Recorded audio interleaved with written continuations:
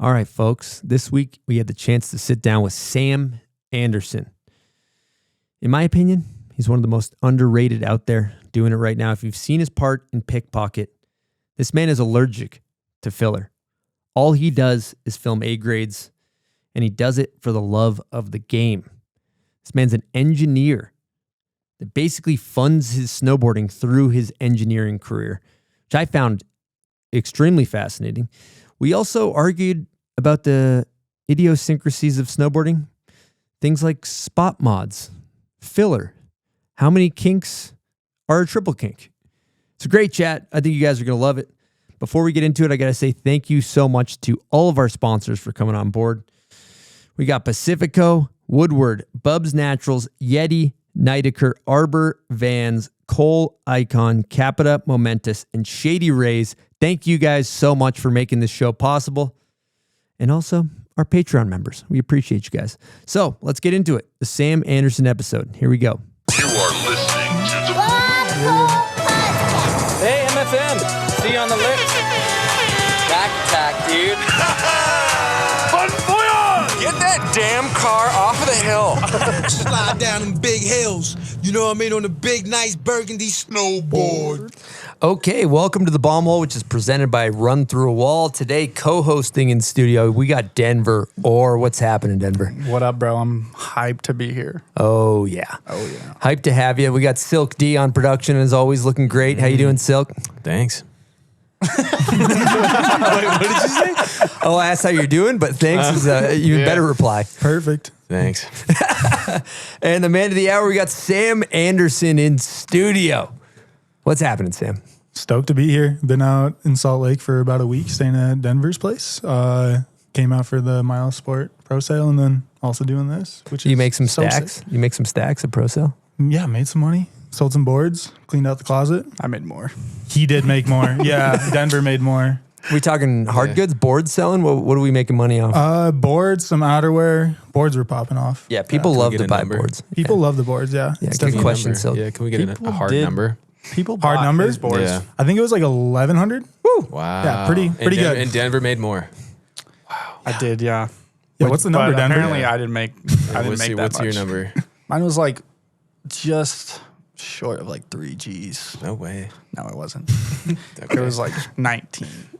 That's pretty That's sick, though. kind of just short of 3 Gs. It's Yeah. close. In a That's way. rounding Ra- the corner. Yeah, round also up. short of Round 2. up. Round up. Also short of round up 2 numbers. Almost yeah. 2/3.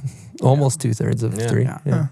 We'll take it. Back in the day at Pro Sale, there used to only be like 8 people. It was like JP, Jeremy, Seth, Benny. You can cash in. It was crazy, dude. Those guys like Jeremy with all the Burton boards used to make 10 grand every Pro Sale.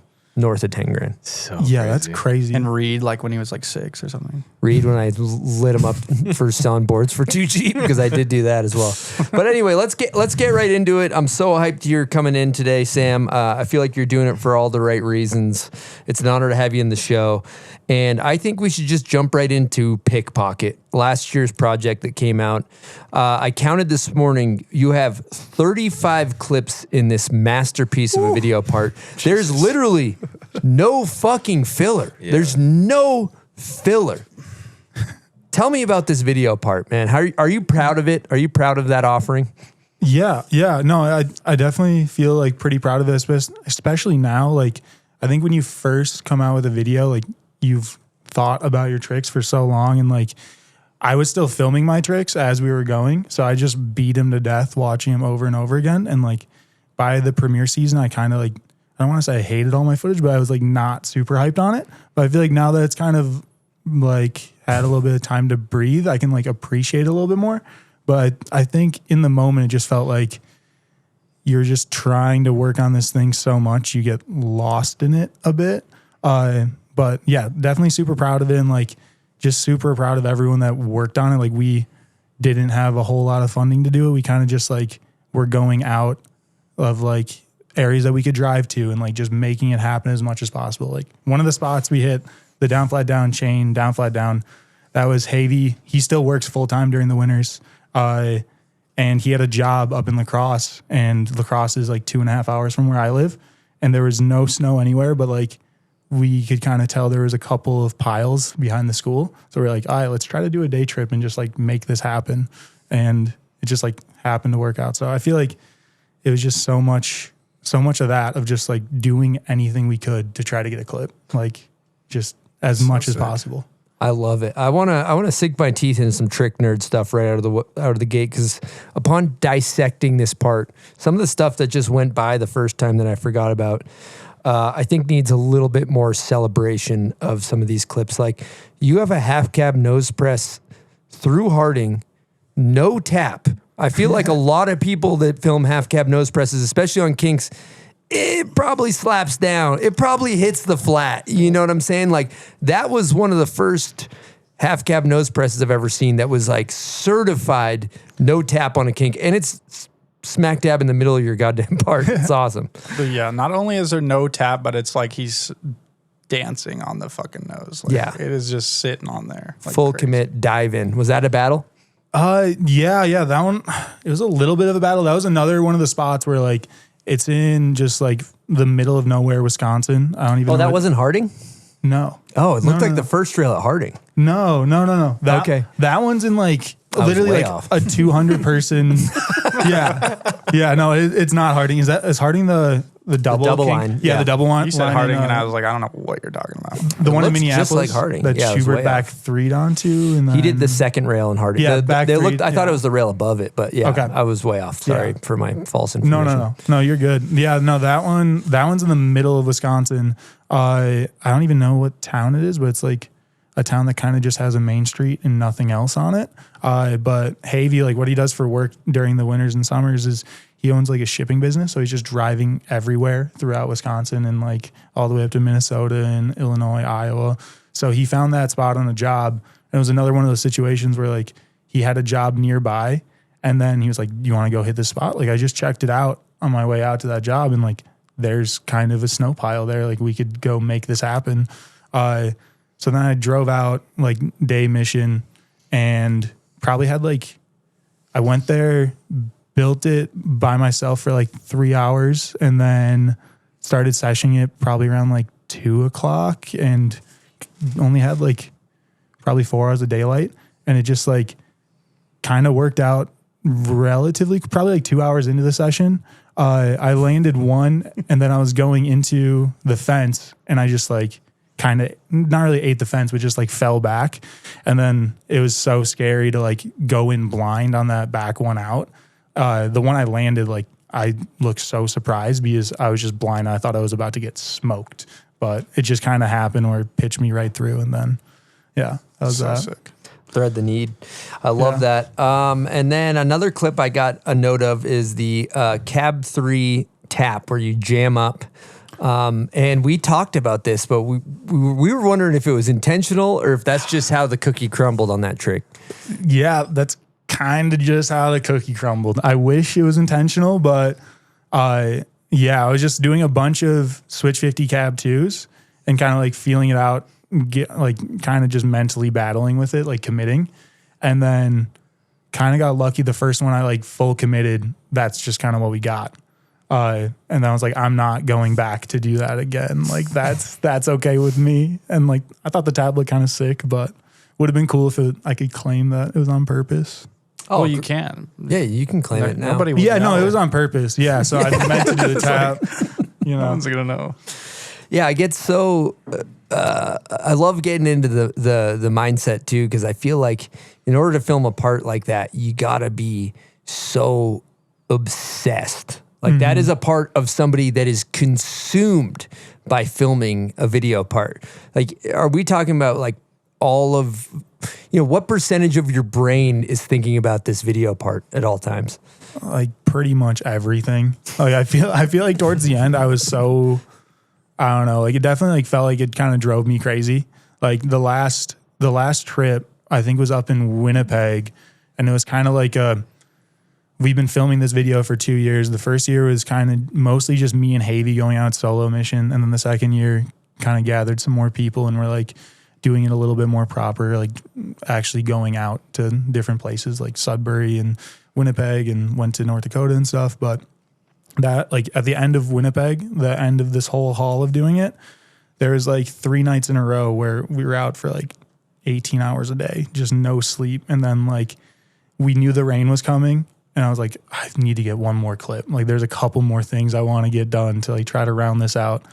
And I feel like towards the end, as we're driving home, it was just like pure exhaustion. Like I think we did it, but I don't know. There's always like more you want to get done. But then when it's all over, like it doesn't really feel like you've been working that hard at something or like you've driven that crazy. But in hindsight, like it definitely drove me pretty crazy.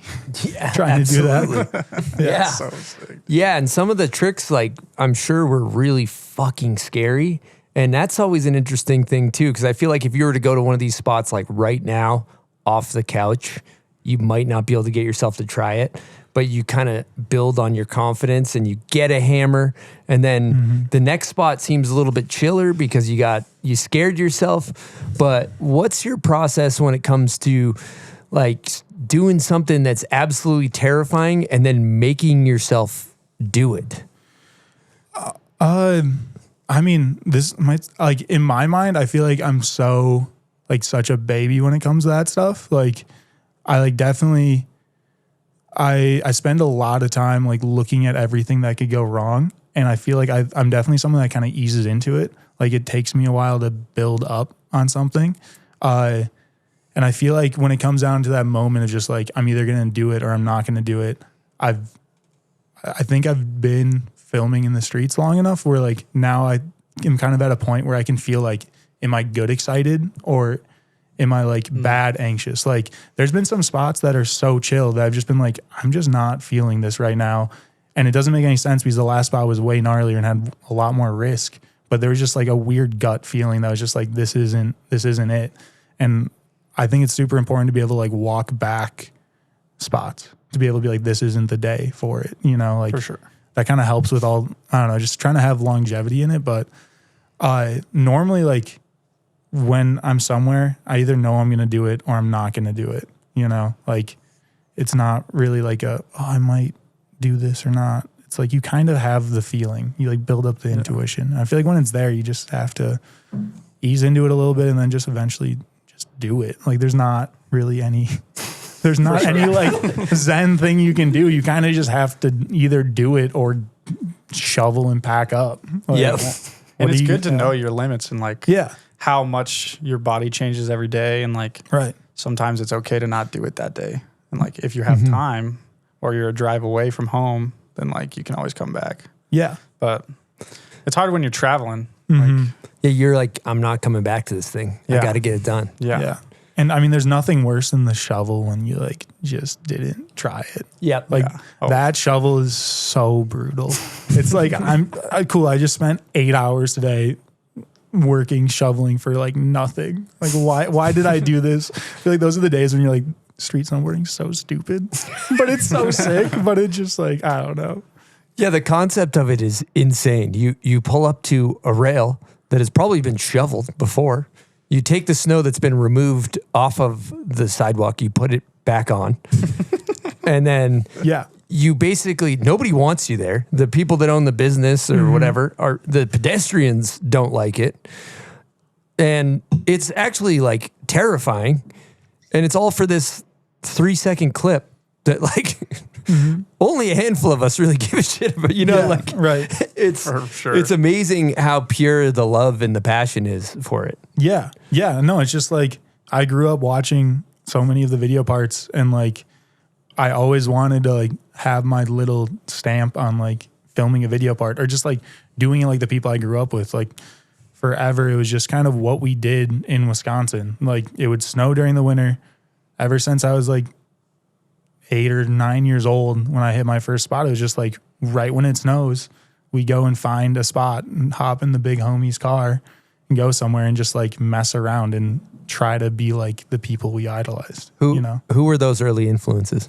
Jed for sure. Latex Manch? Yeah, Jed for sure. A lot of Louis too. And then I feel like those were the big two, like Louis and Jed. what about were like huge. like local influences? Local? Oh yeah, there's this older. Good question. Yeah, there's this thank older you, Chris. homie. That's Yeah. so sweet. Very, very good question. I like Adore. Yeah, there's an older homie, Nate Lavick, who was kind of doing it. He was on he was on Forum at the time, actually. Just like flowed from Forum, and he was, putting up some like front boards through double kinks and shit back in the day. Probably like this would be like 07-ish. But he was one of the coaches. What's a double kink? Is that a down flat down or? That's a down flat down. Okay, There's two kinks. I don't know about that. Whatever, man. No. This is your episode. So I mean, science doesn't lie. You guys science deniers? Whoa, what's the science? oh well. Okay. There's two kinks in the rail. Are we getting college degree on this thing or like? There's two kinks. A kink Dirtbag is defined snowboarder. as a difference of degree of something, and then there's two of them. It's a double kink. What do you call a down flat down? A down flat, a quad kink. Okay. Because there's 4 kinks. There's 4 kinks. It's so easy. It's so easy. It's just, it is what it is.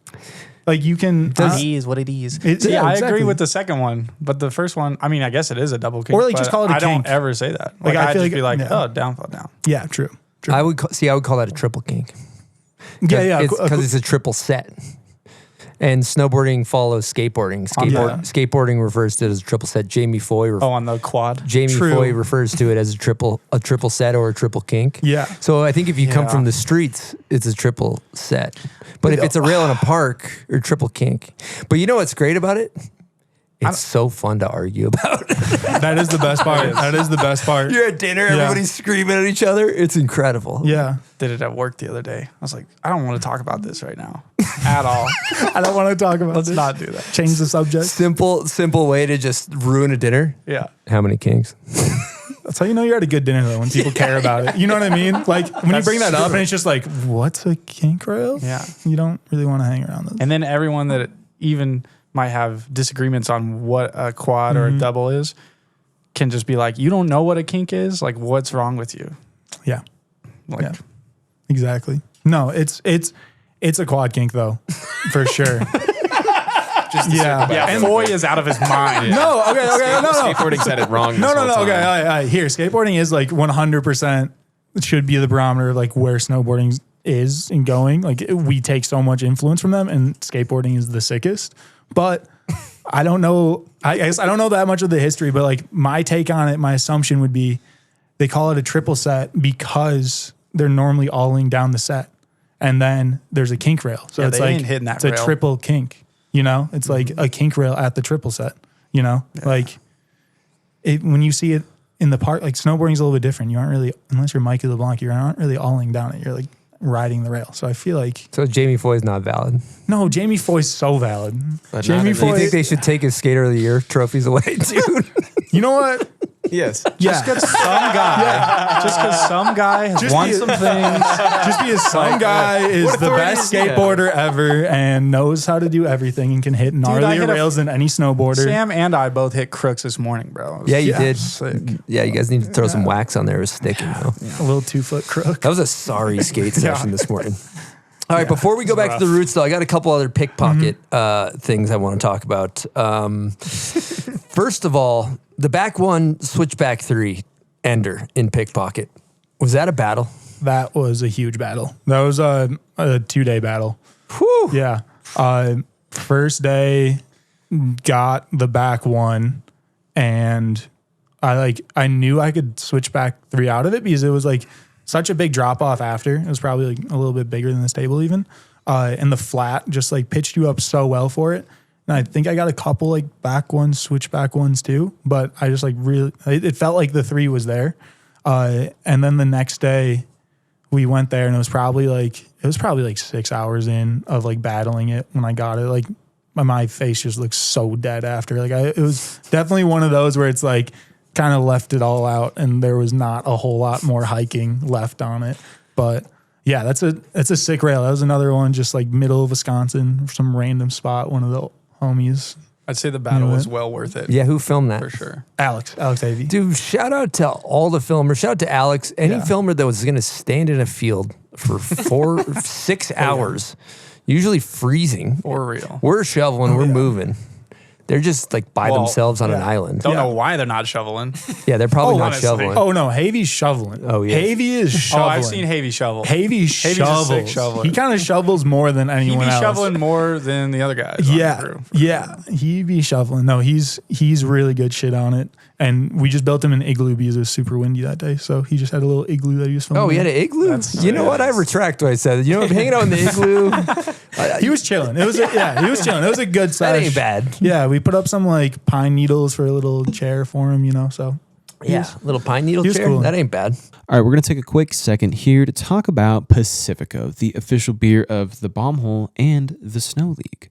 Pacifico's been all up in the action sports landscape lately, and that's because they're a brew that really gets what snowboarding is all about. They're about finding your own way, exploring the side hits, and making the journey all your own. That's how we do it, and that's how Pacifico does it. We're really stoked for this partnership as the Snow League continues, along with our coverage of every event this season, seeing some of the best in the world shred and celebrate the wins. We know it's going to be a great time having Pacifico along for the journey, especially when that day ends and it's time for a toast.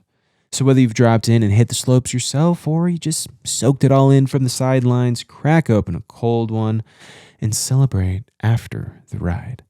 Find your own way with Pacifico. 21 plus, discover responsibly. Pacifico Clara beer, imported by Crown Imports, Chicago, Illinois. All right, we're going to talk about a great snowboard company. Capita Snowboard's been banging us over the head for 25 years.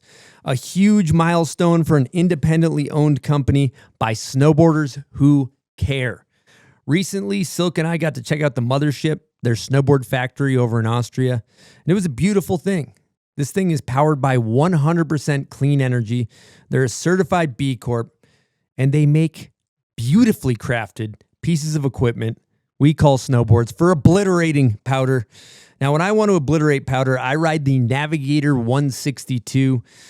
It's soft, but I size up, so it's stable. When I ride park, I ride the Indoor Survival 156. Beautiful for a tail press or a front five.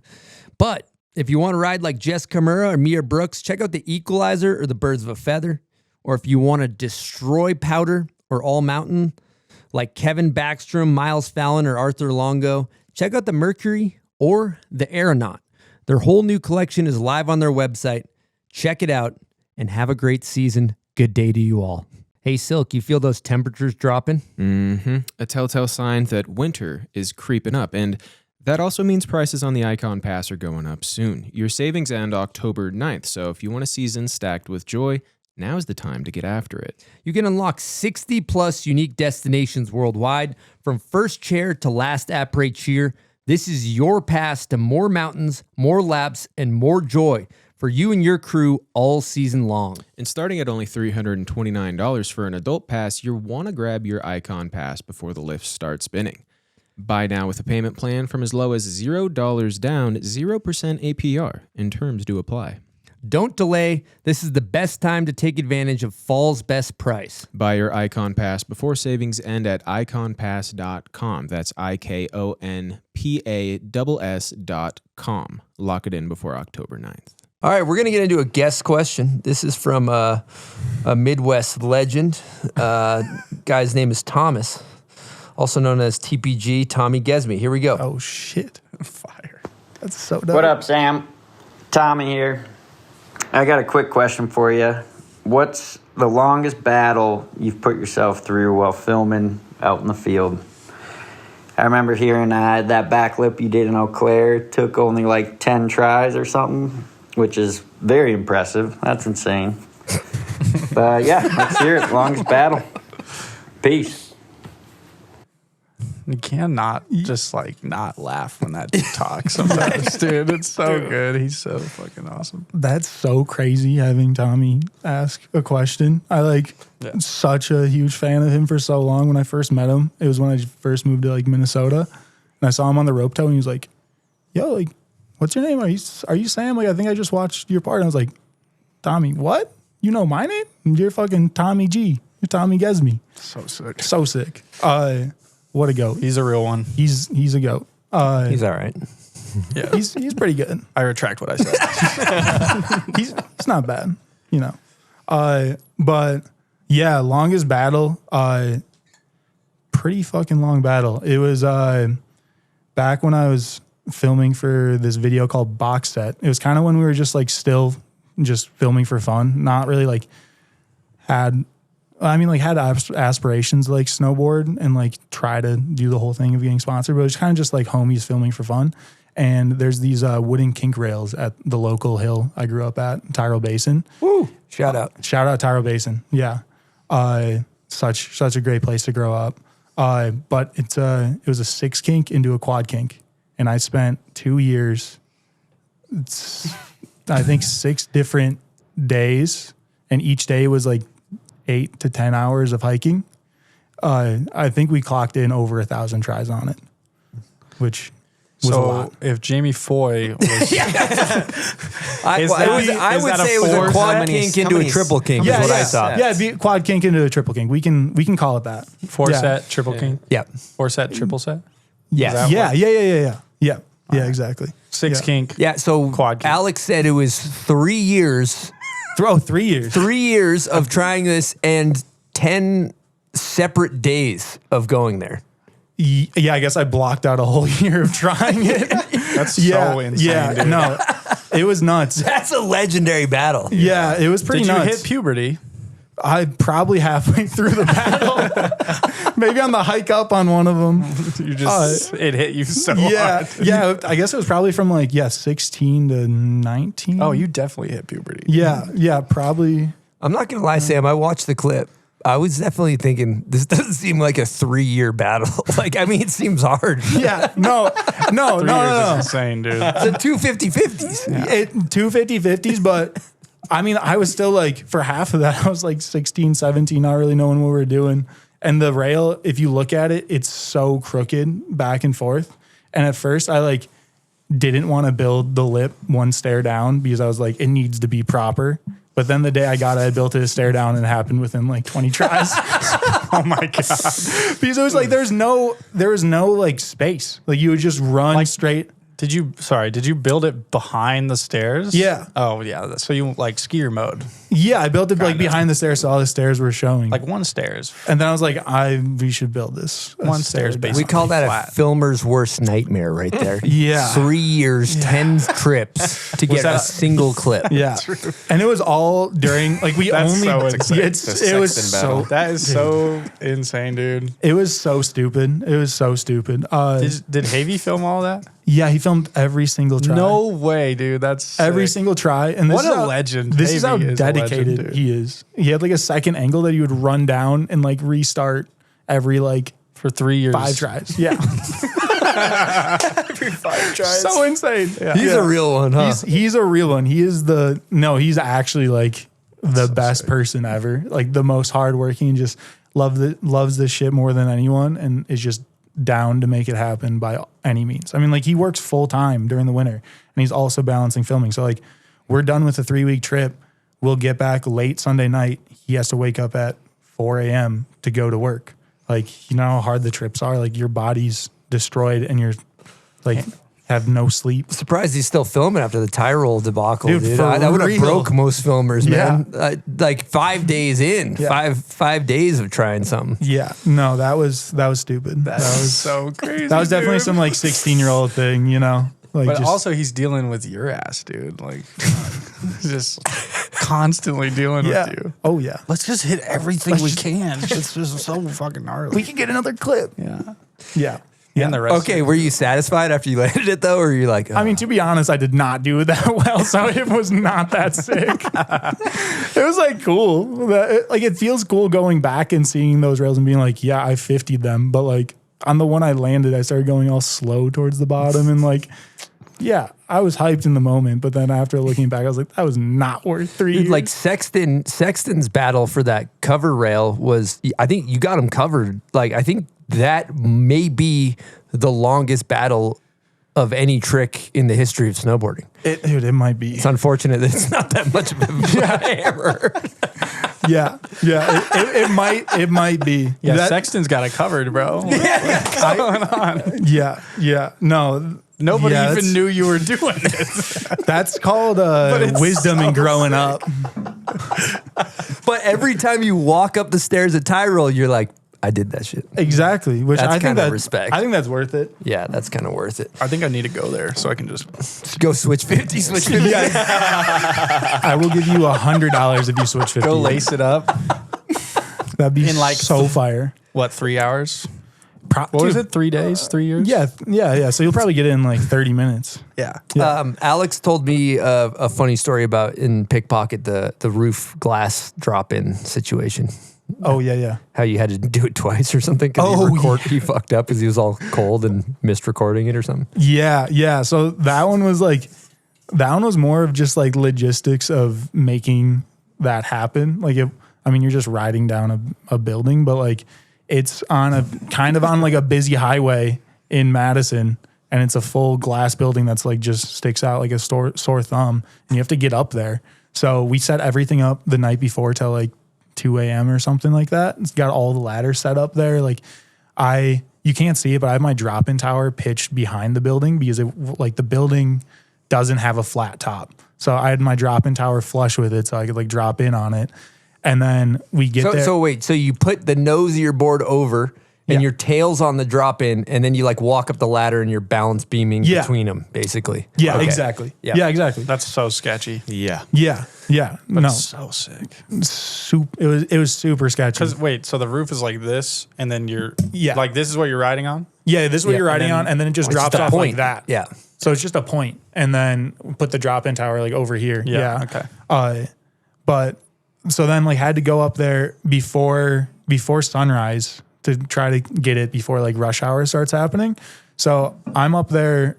I don't know when it was, but like the sun's not even up, and we're just waiting for the sun. And he's like, "All right, the sun's up. Like, go up, do it." You have a walkie-talkie?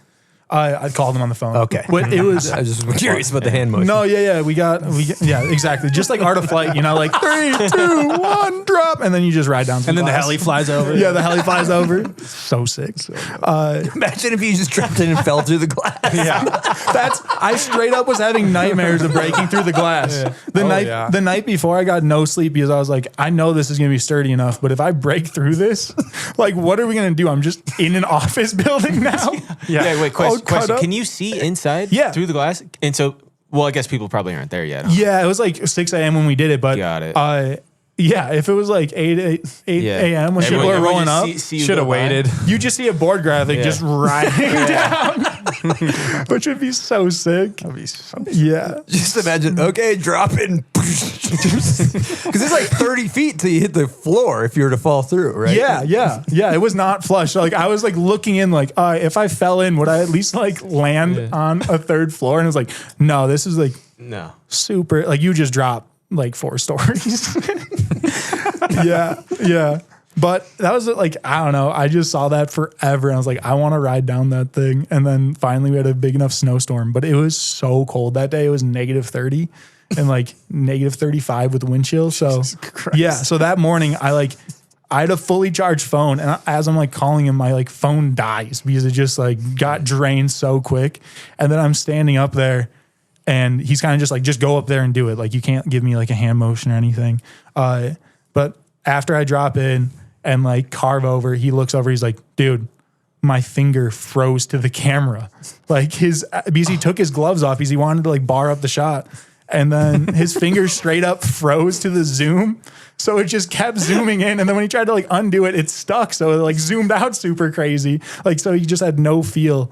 And then like the photo froze and stuff too, because it was just, it was breakout. It was so cold. So we got some signed prints of the photo too as well. Available at bombhole.com. Shout out. Shotgun dibs. I want one. Hold on. Does that clip exist somewhere? Did It's you in guys Pickpocket. save that? It's in no, Pickpocket. the fucked up one. I should, I'll find it and see how fucked up it is. Because also I wouldn't be surprised if he like just didn't bar it up how he wanted to, but it was perfectly fine. Yeah. And he's like, you gotta redo it. Can we talk about this term barred up? Because I'm new to the party with it. You're new. Barred up? You haven't? It's just when you film something I butter. feel like you would laced know. it. Yeah, I know. I feel a little out of touch, but I that's want to crazy. add it to my vocabulary. It I think should that's be from in your skateboarding. vocab. So who's really out of the loop? I'm pretty sure that's like some TikTok shit, honestly. Bar it think up so. is TikTok? I don't know. OG? Barred up's been going No, on like- for a while. like Silk, you're familiar with barred up? Yeah. I guess I'm feel like I've out been of the using loop. that for a long Like time. if you have bars filming, it's like you kept everything in the shot and you like laced that shot up. Okay. Like you Yeah. have Barred it up. bars. Okay. It's like laced. Yeah, it's laced. It's like laced. It's like, Okay. But I feel like it's especially Laced used up, like barred up. mostly in filming, like Yeah. barring up a clip. What about young chop on the beat when you just cut the entire body off? Because that's what I like to do. It's like zoom in too much and ruin the shot. That's not barring it up. That would be not barred up. You have no bars. Yeah. No. Your dad ain't barring that up. No. All right. Well, with all this speak of Alex Harvey, we actually have a question for him. Havey. Havey. Sorry, I don't Come know. on. It auto corrected on my notes. I'm kidding. Sorry, Harvey Havey. Dent. My bad, Alex. You're a legend. Thanks for filming in the cold. Okay. Hey man, it's your boy Havey. Just wondering if you could spill the beans on how you turn a crusty ledge into a buttery ledge. Don't tell him. Don't tell him. Don't let the secrets out. I have a feeling this is from our last trip filming for our last video, or our like newest video coming out in the fall in Ottawa. We for some reason like all the spots there are ledges, and it was too warm to ice the ledges, so I was just like grinding down every ledge in sight and got so much smoke and like concrete in my face, and just the whole time, I was just breathing that shit in.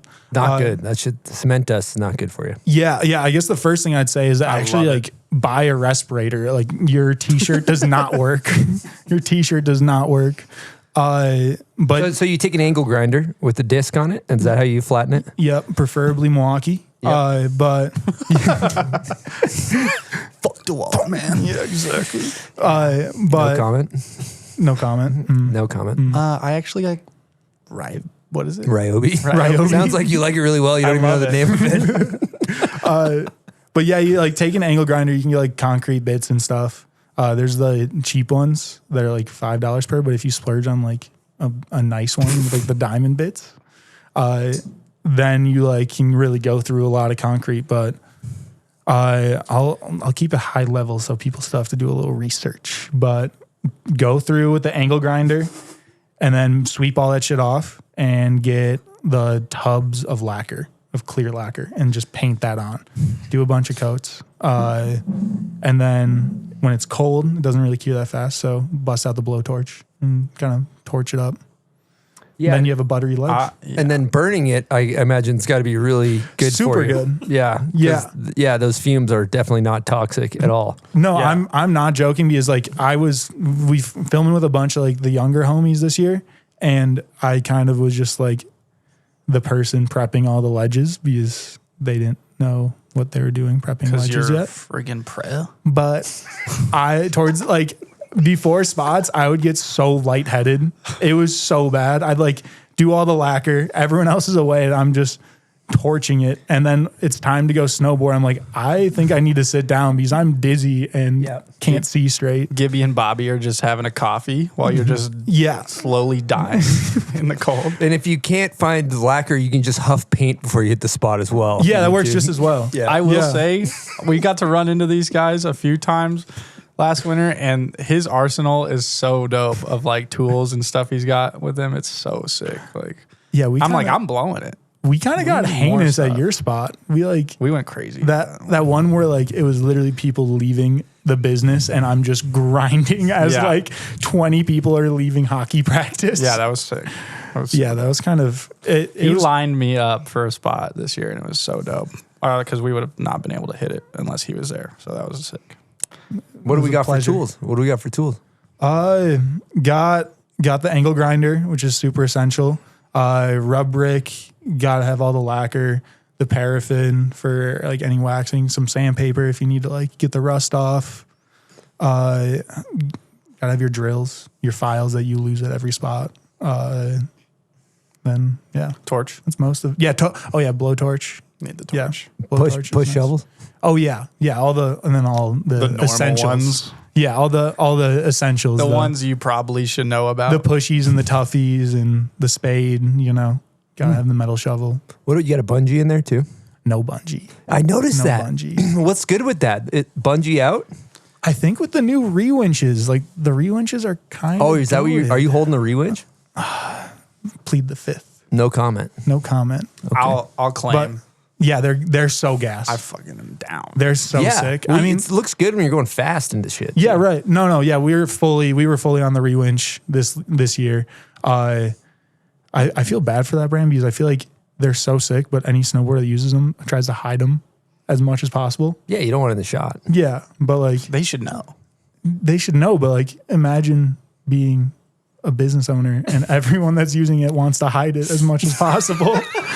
Hey man, they support a video. You'll put it in. True. But they are like actually such a game changer. They're so sick. Because we like had a gas winch for a long time and you just can't dial in your speed at all. It's just like you're dropping in as much as possible. And then every single time it's like depending on how well the person driving you in is good at like throttling. But with the rewinches, you just like press a button and it's the exact speed every single time. And they're so easy to fix. So easy. And they're small, like throw them on a backpack. The electric vibe is crazy. Dude, so sick. Yeah, you don't hear it in the shot all crazy. Like you can still just hear the normal noises of the environment. And then you just come out of nowhere. Yeah. Dude, at one point, Frank April had a 2-stroke snowmobile winch. It was, we pulled up to a church one time. So It's just, insanely sick. yeah. Like, dude, the entire neighborhood comes out. Like, what the hell is going on over there? Perfect. So yeah, seems like the way to go. Yeah. No, it is. Because I was like, Pickpocket's like 90% snow drop in or drop in ramp. Yeah. We didn't have it for that project. So it was like, yeah, pretty much all snow drop in or drop in tower. Yeah. I think there was actually, I don't think we even used the winch at all for that project. All right. Hold on. I got a question really quick. Can Yep. we go back to Pickpocket for a second? Yes. You said no filler earlier. No filler. I've seen it a few times. There's no filler. Yep. Do you watch? a little bit filler. Okay, so you feel differently. What's filler? Yeah. There's and then no filler I in was there. going to ask if you watch other people's video parts and you're just like bummed out because there's filler. I mean, it depends on the video. Like there's definitely, I mean, like, I don't know. I feel like most of the time when there's just a lot of filler in it, it's just like kids just kind of doing it just to do it, which is so sick because like that's where I started, where it's just like you want to do what you want to do. But there is like sometimes where there's like, I feel like 50/50s and board slides have been on a really big trend right now. And sometimes it's like, I know you could have done a little bit more than that, you know, but I just feel like Cole Naven kind of did the sickest like aspect of that and still had tricks with like living room that everyone wanted to be Cole Naven, but not everyone's Cole Naven. Like he's kind of one of one. Very said. true. I agree. I think it's also a lot harder to pull up and cab to something than just board it too. You're like, Yeah. And then you're like, yeah, you know what? Less is more. Let's like, For it's like, sure, dude, like yeah. anything with a backcountry jump, you know, you're like, I could front 10 this thing or something. Then you're like, 100%. you know, I think front 7's going to look better. I just think it'd be like less is Maybe more. a It's like front tasteful. 3. Yeah, front 3. Straight up. And You know I what? mean, Front threes, I don't like anything more than yeah, front three. it's a tasteful trick. No, and I've done that shit so many times. Like I've rolled up to a spot and like, you know what? Yeah, I was thinking back two, but actually I think like nose press is going to look way sicker on this. But I do think that it's so good to go into like any spot with like a gnarlier trick Yeah. in mind that like will want you to get into it even For sure. more. The couch Does that claim? make sense? Yeah, exactly. Dude, What's your couch claim game looking like? hot take? Couch claims are essential for filming a good video part. They're so essential because it's like, I mean, you have to know your audience. Like to Havy, we've been filming together for so long. I can have some heinous couch claims, and he's like down with it. And sometimes they work out. Most of the times they don't work out. But yeah, I definitely have had some crazy couch claims. It's okay for if sure. they don't work out too. Yeah, Because right. you probably still hit that spot. Yeah, you still hit it, and you probably, to be honest, did something doper than if you didn't couch claim because you had something scary in mind. So you're all like ready to go. Exactly. Yeah, couch claiming is critical. The worst is the gnarly spot couch claim when you're like, yeah, I'm hitting this tomorrow, and then you each scoop of snow onto the spot as you're shoveling becomes one step closer to doomsday. As Yeah. I hope we get kicked out. God damn it. Straight up. Can someone please kick us out? Just call the cops on yourself. And then you finally set it up and you're like, oh, I don't know, guys. Let's go get a coffee. Maybe think about it. Come back. Did you couch claim the back lip in quicksand? That one actually wasn't really a couch claim. That was one of the few that weren't a couch claim. That was grass-fed, all natural, organic. Yeah, exactly. That was like, wow, free range. I spent like 6 hours trying to 50 it and barely got a 50.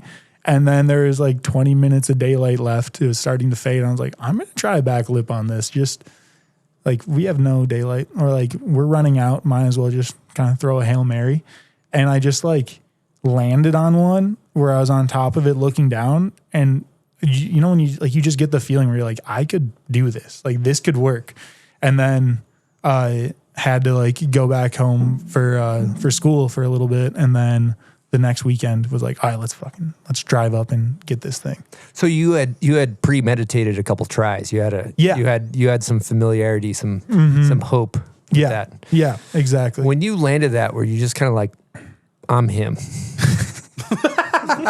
Honestly, I don't know about I'm him, real. but it was definitely All of us were thinking he's him. Yeah, for dude. sure. No, I mean, it was definitely just like, I don't know, like the delirious, like, did I just do that? Did that work? Like, we have to look at the clip right now because I don't believe that just worked. But that was one of the best feeling clips ever. Yeah. And it was perfect. Yeah, it felt so good. And those flats, they don't have support, so they're a little bouncy. And for some reason, like, it just made the kinks feel so much cooler. That's sick. Yeah. It just felt like a little roller coaster going through it. But it felt so good. It was just one of those ones where, like, right when you pop into it, you're like, I'm going to the end of this. Like, there's no way I'm not going to the end. I would say without a doubt, I don't know, feel free to leave very angry comments if you're listening and you think this is an outlandish take, but that would, I'm saying for sure, top 10 greatest street clip filmed of all time. One of them. I would put it in there. I mean, I don't know what, that's Hall of Fame. That's a Hall of Fame level fucking A grade. 100%. Are you on board with that take, Denver? I am on board. Silk, you on board with that take? Sure. Yeah, I feel like I am. Like that thing's going to look fantastic in 40 years. You could pull that clip up in 40 years and you're going to be like, yep, that's still sick. Yeah. I appreciate that. That's pretty crazy to hear from That's honestly you a guys. few of this dude's clips are up there for me. Yeah, what else? I mean, that fucking 50 on the chain. With the chain. Just like such a unique spot. It's a balancing act too. So sick. Also, Yeah, didn't you spot mod that thing? Yeah, I did a little spot Kind mod. of dope. Like sick. Yeah. Maybe best spot mod of all time, maybe. Yeah, that was like a super desperation clip. So funny. Such a desperation clip. I think that shit is so fucking fire. That was one where like it's February and Wisconsin's having a bad year, so there's no snow anywhere, and we're just like, I think, because Havy went up earlier for like a work trip, and he was like, yeah, there's snow, like we have piles, come out here, and we're like, all right, we're just gonna fucking put a chain on this thing, and full Hail Mary, see if it works, and I landed it, and then we got kicked out as we were walking up to do B-roll. Like it was just, that was another one where, as we were leaving, went to Culver's, it was just like so on cloud nine. Like how did we just get away with that? Wait, you smacked Culver's after? Oh, smack Culver's after Celebratory Culver's. Every win is some Culver's. I just learned about Culver's. That place is pretty insane. Yeah. I noticed you went the orange ratchet strap on the spot mod. Yeah. Yeah, we did. Oh, God. That was. A black ratchet strap would have helped you a ton. Oh, it would have helped a ton. It would have helped. No, did not have one. That was like actually, there was a lot of contention. I was like, Havy, can you please switch the color on the ratchet strap in post? Like, is there any way you can do this? But we didn't have the ratchet strap at first. We just bolted the chain across. Like, we just drilled holes and then bolted it across, but we needed it a little tighter. So. See, this is like, for me, I am such a fan of spot mods because I think it just shows like your like drive to want to get a sick clip. You'll do whatever it takes. Like there's just such a passion for the project that you're willing to go to Home Depot, measure the length of the chain, bolt it into the thing, you know, all on a fucking rail, you know, like you're going these great lengths for a single clip. And then, you know, it always annoys me because, you know, people will just like discredit something because it's a spot mod, which quite frankly just fucking annoys the shit out of me because it's like that thing is an insane battle. I don't know. I have a lot of respect for the drive and the passion that goes into the amount of work to make that And the spot happen. creativity. And the too. creativity. Yeah. To think outside the box, the problem solving. I think skateboarding's like got so much of that. Like, why is it a problem? Well, but then look at like the one prime example I think of. Andy Anderson grinded that crazy rail and put duct tape on it or yoga mat to slow him down. Duct tape and all of a thing? sudden, I read the comments. Everybody's like, "This is the wackest thing ever." You're like, "Can you believe he went down that railing? That's like a feat of accomplishment." Well, of just humanity. because That he shit problem is solved doesn't mean people like the solution. Yeah. I mean, there's tastefulness. wisdom. Yeah. There's tasteful Yeah. spot mods. You know. Right. Yeah, that's a good Yeah, take. sure. That's actually a great take. And that one was tasteful. And it's all for the love of the clip. Yeah, exactly. I mean, it was just like at the end of the day, it was. I love it, dude. Yeah, So it's like real. we're either gonna like sit on our ass or we could potentially go get a clip. Like, even though it was spot modded, is that better to have out or is it better just to not have that? Like at least for me, it felt so fun. So at the very least, for my own personal enjoyment, it was worth the spot mod. Like a chain, 15 through a chain, It was feels fun so to cool. watch. Yeah, it was That so was so sick fun to watch that dude. one. That one was trippy as fuck because like I thought you were going down flat down and then hopping off and hitting the next down flat down, but then like for some reason in the first angle it doesn't look like the chain is connected. Yeah. Like when I first saw it, I don't know. Kind of Maybe blends I was in. just out. Skinny chain. Yeah. Yeah, it's a Yeah. super It does skinny. blend. Yeah. But then like all of a sudden you're like floating on air and then you're riding down the next one. I was like, what just happened? Like that was insane. Yeah, it's kind of It like was so sick. You know who hates Illusion. spot mods? People that film filler. Facts. true. Facts. You said it, not me. Sorry about that. I just got to. Tindy grabbers. Dude, sidebar,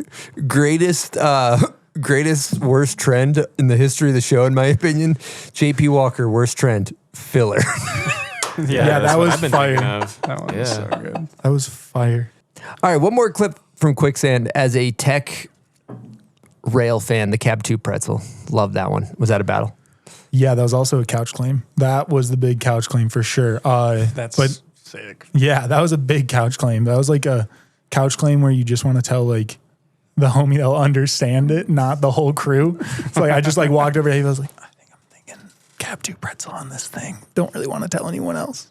But yeah, that was probably like 6 or 7 hours of just straight trying it. Pretty long battle. And like that trick, it's such a labor intensive trick that towards the end, like everything was just in so much pain that it was like I didn't have any more in the tank. So how many times did you Cab 2 regs that thing? Fuck. Like, did you get to the end a to be bunch honest- and like not whip it? I think every time I whipped it, I at least like tried to whip it. There might have been a couple where like, you know, when you do the whip, but like it just doesn't go anywhere and you just end up like riding out. Like I maybe did a couple of those, but for the most part, every time was just whipping it. Yeah. Did you kind of scrub a couple and then like Yeah, there was OG like Tech 9 video 2005 front board pretzel where you could land like In board 90 slide. and board slide it around? Those Full were the 90? Those were the days. Those were the days. Can't do that anymore, unfortunately. No. I might just start doing it though. Dude, that'd be kind of Should we just start doing Should we it? just start? Bring it back? Yeah, I tried to do pretzels, but Dude, when the front board they're hard. when They're they hard. first hit the market, you could 45 that pretzel or the front board, 45 that thing, land 90, slide it around, and you were a golden god. Yeah. And that was a check. Yeah, that was a Yeah. And you got a way bigger check for doing that. And you were set for probably the whole year. Yeah. Off of that one soggy pretzel. Yeah, maybe one of those, maybe like a resort shoot thing, and you're chilling. All right, let me tell you what I'm excited about, people. These Bubs Naturals Hydrate or Die hydration packs. We are hammering these things at the office all day long. I'm drinking these on the daily, staying hydrated, whether I'm just at work or I'm out getting after it on my snowboard. And one thing people should know is that 75% of Americans are dehydrated. You're talking about losing strength, focus, endurance. You can have some brain fog. So let's hear the science. Your body needs electrolytes. We're talking sodium, potassium, magnesium to actually pull water into your cells. That's where Bubs Hydrate or Die comes in. It's based on oral rehydration solution science, a blend of sodium and glucose that pushes hydration directly into your bloodstream fast. We're talking 2 to 3 times faster than water alone. That's not hype. That's actual data. So whether you're flying, you're climbing, you're drinking, you're working, or you're just up at altitude, you're losing more than you think when it comes to water. Hydrate or Die brings it back. We're talking 2,000 milligrams of electrolytes per pack, cane sugar only, no sketchy sweeteners, and it's NSF certified for sport. It's clean, tested, and made in the USA. And let me tell you something, this new formulation tastes really, really good. So hydration's not optional. It's the cheat code to keep going. Hydrate smart, hydrate clean, hydrate or die. Head on over to bubsnaturals.com, grab a box. Your muscles, your brain, and your send will thank you. It's Bombhole approved. Let's do this. Okay, picture this. One day you're chasing POW, the next street skating in a city you don't even live in. Whatever your vibe is, chill, bold, classic, wild, Cole makes headwear that adapts because style's not a fixed thing. Cole Headwear. However many hats you wear, make them Cole. And I'm also currently wearing a bonnet provided by Cole Headwear. Let me tell you, this thing is clean. So check out coleheadwear.com and remember, however many hats you wear, make them Cole. Sorry, folks, interrupting the episode very briefly to talk about Nidecker Need to Know. Okay, we asked a question, you can win amazing gear like this, the Sensor Pro. This is the board that everybody rides in the park. I love this thing. I ride in the streets. I ride this exact one in the backcountry. This is a 162. So you could win a Sensor Pro or a Nidecker snowboard. All you have to do is answer this question on the Bombhole's Instagram, the picture of the guest speaking here today. The question, who do you consider a pioneer of modern snowboarding? Answer that question, explain your answer, we'll pick our favorite and send you some gear. This is Nidecker Need to Know. I think we need to get back to the episode. You're good. All right, let's run it back to growing up, Tyrrell Basin roots. How'd you end up finding snowboarding? My older brother, he's Gabe Anderson. He's 3.5 years older than me. And like just as a family, we always kind of would go to the local hill, ski. That was kind of a big part of the winters. I feel like a lot of people in the Midwest, like you have to do something in the winter, else you're just like sitting inside. So started off skiing, and then around the age of like 4 or 5, I got one of those like plastic snowboards, and my brother had already been snowboarding. And my parents always tell a story of like the year before, I just kept talking about this like X Factor 3000 snowboard that I wanted. And there's no snowboard that's called that. So they just got a Walmart plastic snowboard, and my grandpa wrote 3000 on it. And then that was my first board. And just our backyard had like a pretty perfect hill to like flat section to downhill. So I would just go out there and just ride down it, kind of like normal kid stuff. But then my brother like started snowboarding more and more, and eventually he like grew out of his old snowboard. So then I was able to get his like hand-me-downs, like pretty younger brother type thing. And I feel like after like the first day, I guess I hated it because I could go so much faster. And I was just like telling my parents, I want to go back to skiing. Like I can go so much faster. I keep falling on a snowboard. And then they're like, no, you have to at least give it a week. And after the second or third day, I was like, snowboarding is so much sicker than skiing. Like I'm going to just keep doing this. Thank God. Yeah, for real. But I feel like since then, it just got so obsessed so quick. Like by the time I was like 5 or 6 years old, I already like was starting to get some of the videos from like the older homies. There was a really good crew back in the day there of like older people, like Jordan Leahy. He was like a big mentor. He got me like a full top to bottom like kit plus like board, boots, and everything back in the day. And like it just made me like so hyped. And we would just go there every day after school. Like my mom, she's the absolute best. She would come back from work and then drive us to Tyrrell, and she would just hang out in the bar and like do some of her schoolwork since she was going to school for a while, or like some of her other work, and just hang out for like 3 hours. And we would snowboard from 5 to 9 every single day.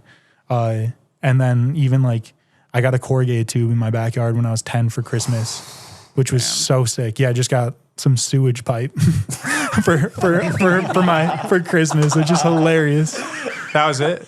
Yeah, it was just like some sewage pipe. That's it was just like, it's corrugated. Like it's so funny how like as a 10-year-old, I'm so hyped on like literally like water transport pipe, and then would just ride that literally every day. Like I'd wake up before school and snowboard on it, and then I would, if we didn't go to Tyrol, I'd ride after school and just watch all the videos and then like try to do the tricks that like are in the videos. Like Heldor in his Black Winter part did this like back tail 270-50. That was when like switch ups were huge. Oh yeah. The switch up era. Yeah. And I remember like for like weeks I would just be trying that, and I finally landed one and just like went running inside like, I just landed Heldor's under. Like thinking like the little dinky like corrugated tube was the equivalent, but I was just so hyped. And yeah, like I think we just had a really good crew in Wisconsin growing up. Like there's probably 5 or 6 of us that all just love snowboarding and would watch all the videos. And then it would snow and we'd try to go out and like film street, you know, like someone would pick up a camera and we'd just go to all these really small spots. And there's a couple, like Madison has a couple spots that are like famous spots, at least for us. Like Spring Harbor Elementary is this quad kink in Madison. Cole Maven switch lip to switch it. Triple kink, sure. How many sets? 3? 3. Okay. 3 sets. Yeah. Jesus Christ, dude. This is gonna get. I'm not gonna bring up anything about a quad kink or a triple kink, whatever you want to call it. Just gonna omit those. If the word kink comes up, I'm gonna have to go. I'm gonna crash out. I'm about to crash out. Somebody punching their steering wheel driving right I'm now. gonna have to So eat mad. Jeremy So Jones's friggin' Cliff Bar is what I'm gonna have to do, dude. Thing hasn't aged. It looks good. Right? Yeah. You might just kind of get a boost of energy off of that, to be honest. Yeah. Yeah. So But- does Tyrol have a rope? Yeah, they have a rope toe. Yeah. They have a rope toe, but for a while they didn't put it up. So we were still like just riding like lift laps, but they'd kind of have it like Tuesdays, Fridays, and then the weekends they'd have the rope toe up.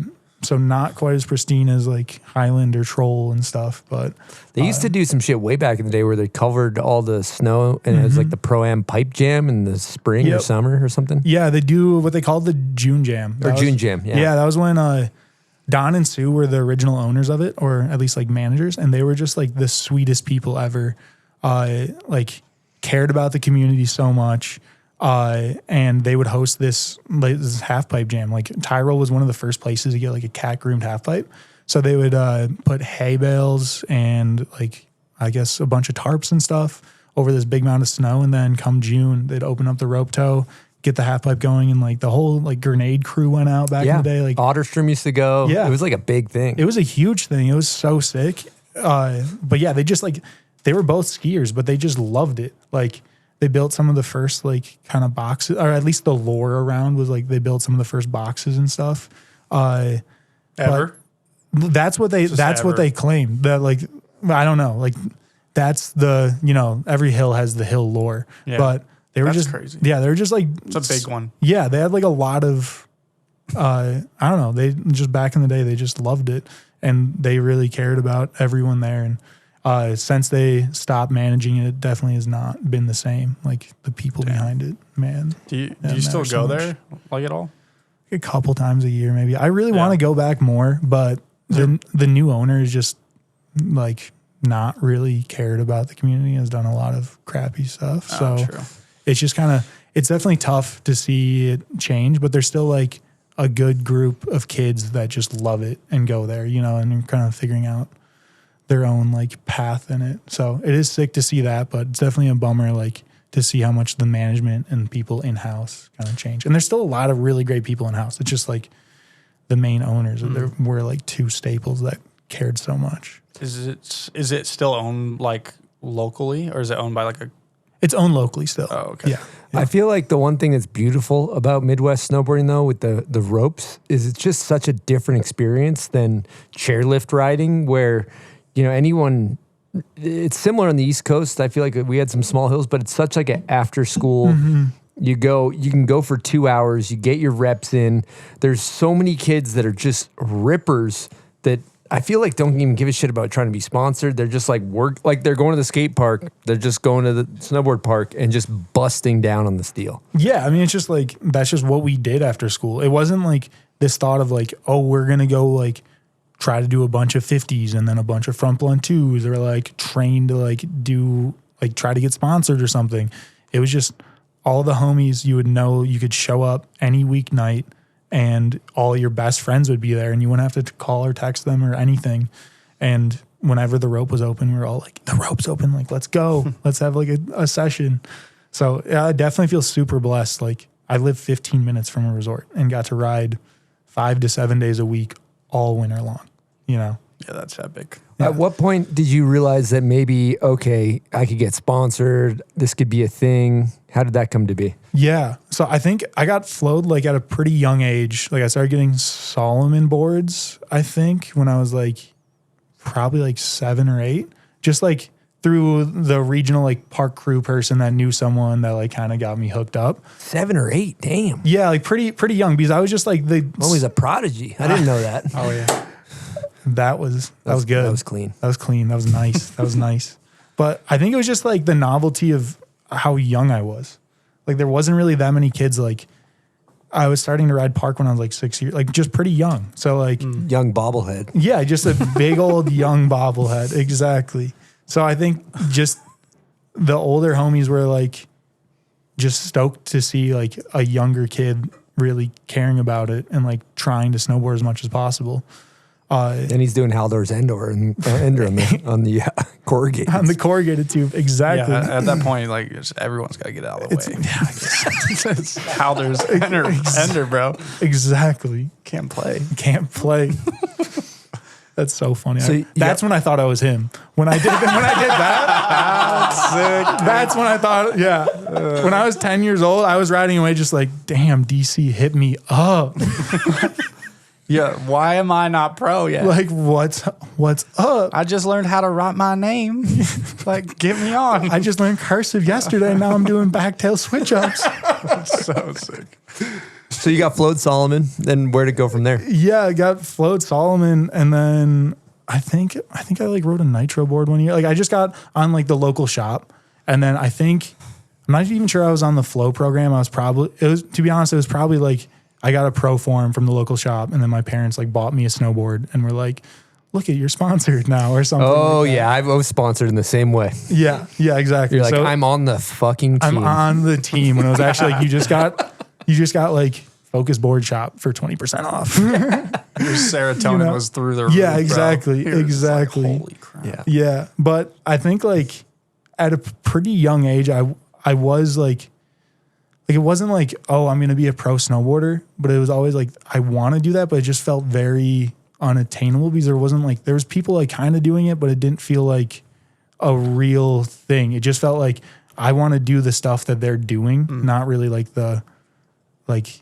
being pro behind it. Just like, I want to like be able to film a video part like them. Like that was always like the goal. It wasn't ever to be pro, it was to like film the part like them. Well, you know what I mean? And I'm sure like back, like when you were growing up, it wasn't as advertised like the people that were coming out of Minnesota that were super good and were getting like paid or whatever, like wasn't advertised in the way like Tommy is now. You had Marbin and Jake O.E. and I feel like they were back in Minnesota ripping. Yeah, for sure. But like Madison was such a bubble outside of the Minnesota scene. You know, like I probably didn't know who OE was until like the first VG came out or something. And then, or like the first time, right? Like I got a disc of him. Like it wasn't like here's the people doing it I'm seeing at the resort. And then now I see video parts from them. It was just like, we were so isolated with it. There was the older homies that were doing it that were like actually getting boards and maybe getting a little bit of budget. But there wasn't any like professionals. Like if you're in Minnesota, you see OE there, and then you see him in the next VG video, and you're like, oh, I see him riding where I'm riding, and then he's also in that. Like I can do that. It was just like we're just in our own little area. Right. Yeah, it wasn't as much like a local thing at home. Like there wasn't like that local hero who's like at the top of the game right now. Yeah, there like was those local heroes, but they weren't like pro snowboarders. They were like kind of getting their foot in the door type of thing. You know what I mean? Yeah, you sent over some links to some of those formative video parts. Pretty sick. Like you've been in the streets since you were like a kid, basically. Yeah. I think like the first, I mean, it's video part, you know what I mean? But like first like time of putting snowboard street clips to like a song, I was probably like 13, something like that. I mean, it was just in the streets though? Were they barring you up? Well, why'd you put quotes, bro? I don't know. It's just like, I don't know. That was just like, they were barring me up. Or you weren't getting barred You actually up. weren't really getting, I watched it, you weren't really getting barred up. No. I mean, we were all like 14 years old. Like you just have like a potato camera and are pointing it in the general direction of your homie and hoping for the best. Which is funny. The homie that filmed all of those back in the day, like we had a little production crew called Chair 49 Productions, and the homie that filmed all of them now like is filming Hollywood shit. So like he is. So now he's barring people up. Now he's barring people. Yeah, but up. that's easy, dude. That's It's like slow pan. It's no like, servo zoom, dude. Yeah. That shit. There's none of this. Yeah. Has he got a bad boy Century wide angle? Like is it fish, or are we talking long lens? Because like who gives a shit about long lens? Yeah, long lens is easy. Yeah, it's whack. Long lens is. No, it's not easy still. All right, I'm gonna change gears here. Let's hit name that video part. How do you feel about that? Oh shit. Here we go. Oh, bummer.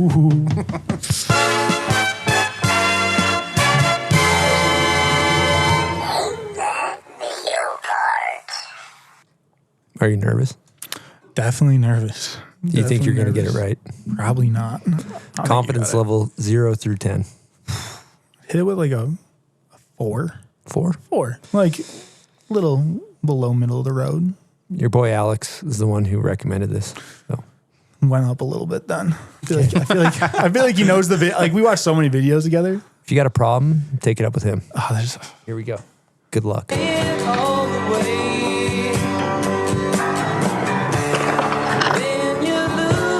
Oh yeah. This is Danimals from Rated R. Right? Nice. Congratulations. Oh yeah. That's the nose press back one. I was just about to say that. Yep. We got applause. I found the soundbite. He like kind of slams on one and then. Yep. You know what? That's a true clipaholic, a true video part student of the game. If you know the clip. Yeah, that was insane, dude. You got a Yeti bomb hole carryall. Sick. It's filled with bomb hole merch. That's your prize for winning Name That Video Part. Thank your boy Alex for teeing up that track for you, getting the win. Thank you. Thank you awesome. so much. I didn't even watch that video. He's a good part. It's a good part. He does like the wall ride nose press thing. Yep. Oh no, I'm sure it's Dan. Yeah. I mean, Over the fish. It's Dan. It's You know Dan. what? He's barred up in that clip. I'll tell you that right now. You're beating this to death, dude. I'm just trying to stay relevant with my terms. I'm slipping into old age, dude. I'm losing all the lingo. If it's a ride video, it better be barred up. Yeah. That's normally pretty barred up. Yeah, that's keeping you barred up. Okay, part 2 of Name That Video Part is for the listeners. If you guys know this video part, comment on the photo of Sam on our Instagram. That's where we pick our winner. We need video and rider. Here we go. She gon' give it to me, ain't gon' tell me when it's back. She gon' take the break. Oh, I know this one. Yeah. Okay, say it. Yeah, what is it? Yeah, Silk, you want to do some beep it up. post-production? We got it. It's Don't Cubs. make the beep too loud. I turned it down. Okay, yeah.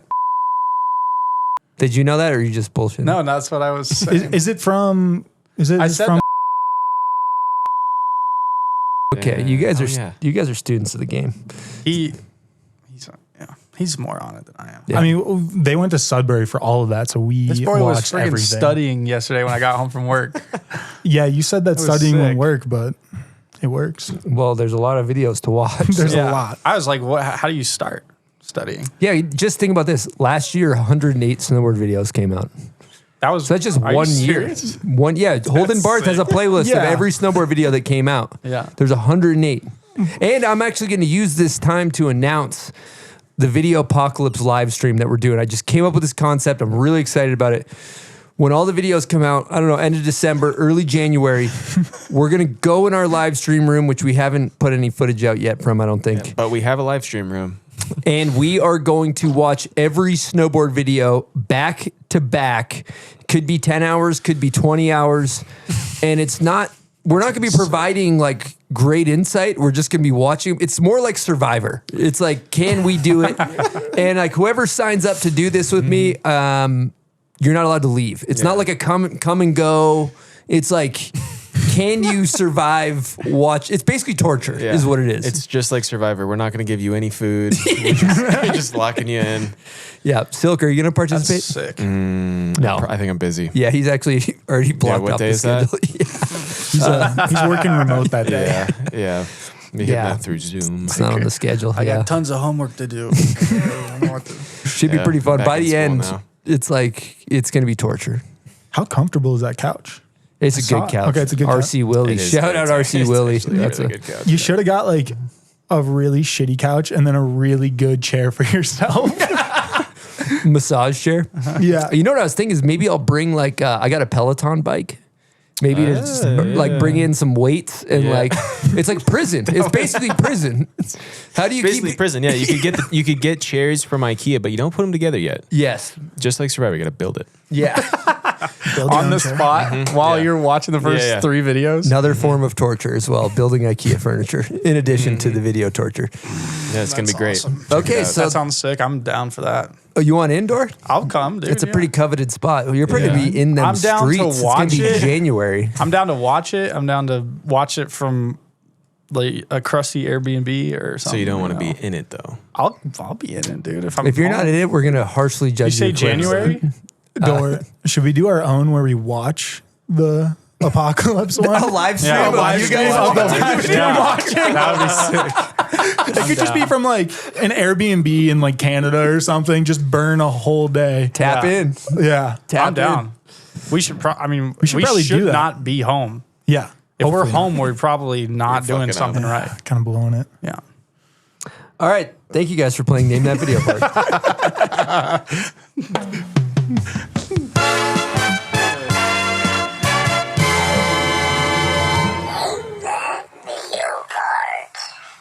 All right, people, I got a little secret to share with you. I've been chugging creatine, and I've been loving it. And here's why. After a long hike to reach the perfect line, or a full day of riding powder, or hours of shoveling to build a spot, it's normal to feel completely spent. That's where creatine makes a real difference. Beyond its reputation in the gym, creatine is daily fuel for both the body and the mind. It supports sustained energy, enhances recovery, and helps you get back on your board faster, ready for whatever the mountain throws at you. Momentous just dropped their new creatine lemon travel packs. I've been loving these bad Larrys. You toss one in your bag, mix it with water, and you're good to go. No scoops, no mess, no excuses. And it's good stuff. CreaPure creatine, single source from Germany, NSF certified for sport, so it's trusted by pros and even the military. Hit up livemomentous.com and use promo code BOMBHOLE, and you'll get up to 35% off your order. It's good stuff. Again, livemomentous.com, promo code BOMBHOLE. You won't regret it. All right, Shredders, listen up. With over 30 years in snowboarding, Vans continues to deliver top-shelf snowboard boots for not only their diverse roster of athletes, but everyday riders worldwide. There's literally something for everyone in the Vans range of snow gear. However, we're here to talk about the Infuse, Vans' most popular all-terrain, all-condition boot, featuring hybrid BOA and lacing systems that are built for maximum customization of fit and flex. Embraced and backed by new-gen riders like Ken and Cummins, the Infuse is designed for performance that stands up in any terrain.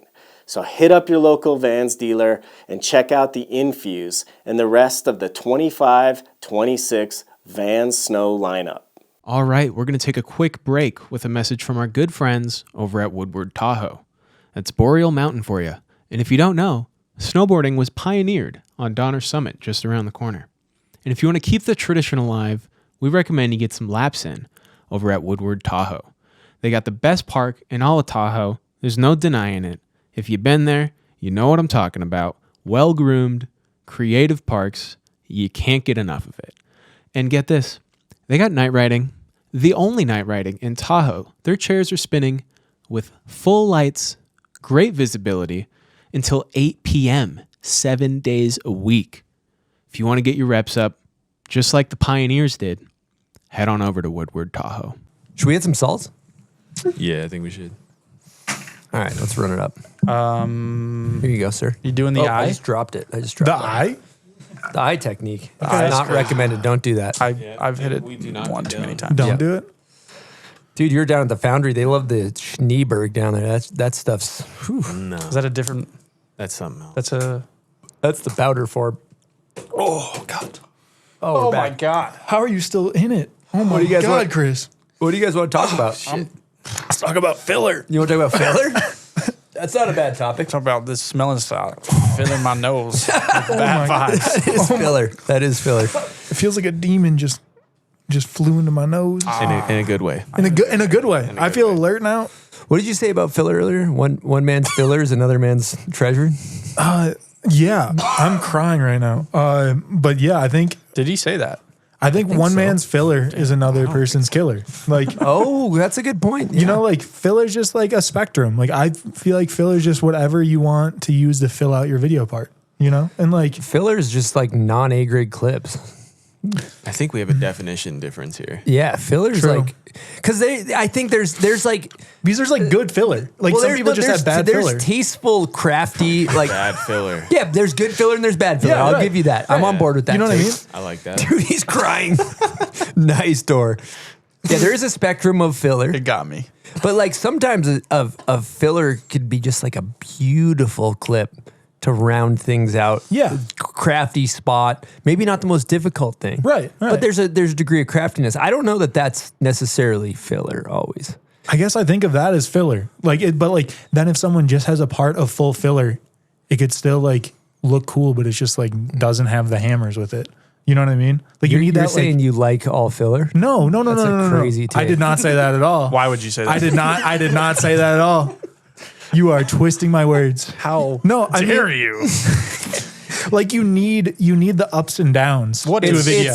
You know what I mean? It's like an orchestra. Yeah, exactly. You bring them up, you bring them down. Right. And the filler is there to kind of bring you down. The filler's to ground you and be like... The filler's there to bump you out. Are you... So that way you'll appreciate my ender.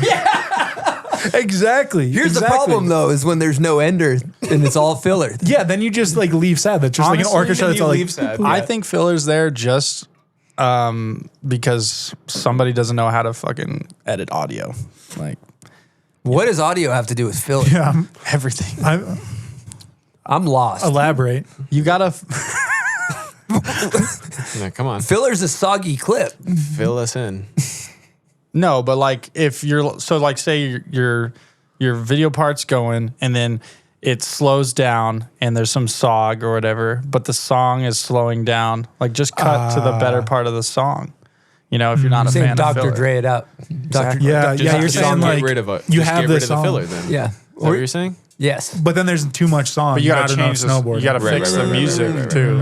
I see you're saying Dr. Dre it up. Audio production I got it. can solve your problem with the filler. It's like when you want to use a 5-minute song, Like but if you only this- have 3 minutes of footage. What are you Exactly. going to do? Right. Exactly. I'm not gonna lie to Fucking you guys. Don't use that song. I filmed 2 clips this year and they are certified filler. So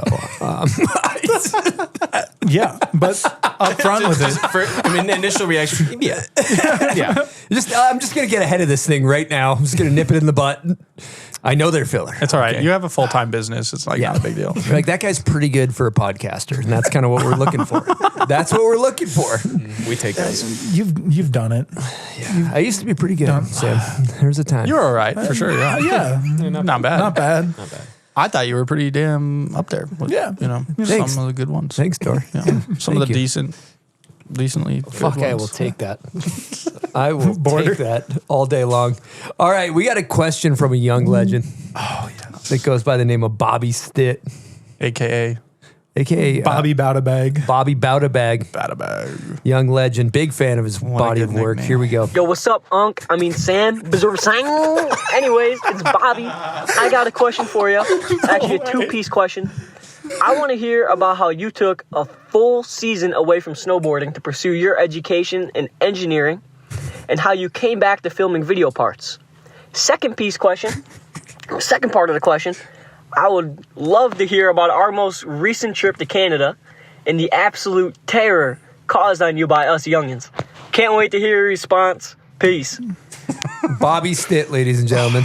Bobby Bowdabag. Bobby Bowdabag. He is him. He is him. He is him. Bobby's a young goat. Yeah. He's a young goat.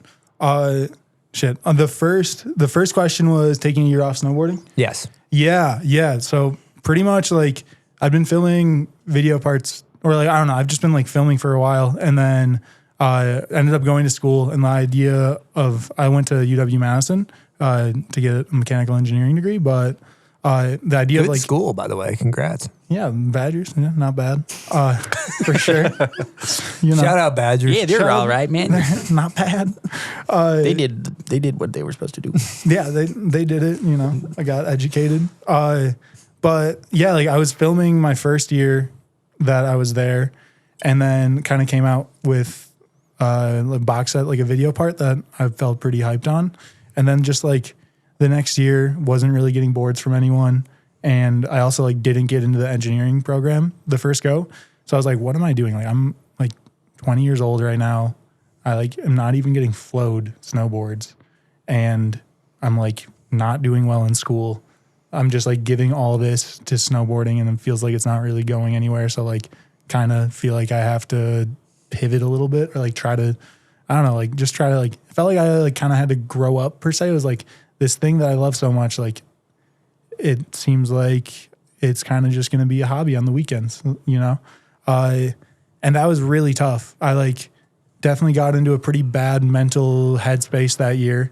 I like didn't really snowboard that much at all, to be honest, because like I think filming has always been like what I've loved so much about snowboarding. Like, don't get me wrong, I just love snowboarding with the homies, but like working on filming a part and like that drive and like that mission or whatever is like the thing that's gotten me the most excited, and not being able to do any of that and just feel like I was kind of turning a leaf and like, I don't want to say like giving up on snowboarding, but like giving up on like this dream of trying to be a professional snowboarder was just really tough. And I definitely got into like a kind of deep depression that year, and just was studying a lot, kind of isolating from friends and stuff. And then I was just like, okay, I tried it. I tried not snowboarding, and like, I can't do that. Like I need to do this. So like, then the next year, Havy was filming another project, and I was like, I'm definitely going to start coming out. And it just felt like something where like I just needed snowboarding in my life, and without it, life was just really rough, So yeah, that's kind of the year of not doing it, and just realizing I kind of have to snowboard. Yeah. That's incredible. Sick. Follow-up question. Did you end up getting your degree in engineering, and why did you choose engineering? Yeah. So I ended up getting a mechanical engineering degree after like that year of being in a really bad place and just like studying and kind of giving up on snowboarding a little bit. I feel like I got into a healthier place where I figured out how to balance both of them, and like still feel like I was kind of moving in direction. If snowboarding didn't work out, I could still like kind of have this thing on the back. But the reason why I chose mechanical engineering, originally I was going to go to school for like business or sociology. It was just like, I didn't really know what I wanted to do. I was just kind of felt like the next step, like snowboarding wasn't really panning out. I'm just like, I'm going to school. Like that's just kind of the next step that everyone was doing. So I did that. And then my like girlfriend, now fiance, she was going to school for biomedical engineering at the same school. And Abby, like just every night we would hang out, and she'd be like finishing up her work on her project. And she was working on a design project where they were building a device to like pretty much take scrap waste from these rural areas and turn it into fuel. So it was like a device that would compress it, and then you would have these fuel blocks that they could use for like cooking or other things like that. And whenever we went over, I just ended up like brainstorming and like pretty much like working on her homework with her for like hours. And then finally she was like, why don't you go into engineering? Like, what do you know about business or sociology? Like, you don't really care about any of those. Like, actually, you should go into this.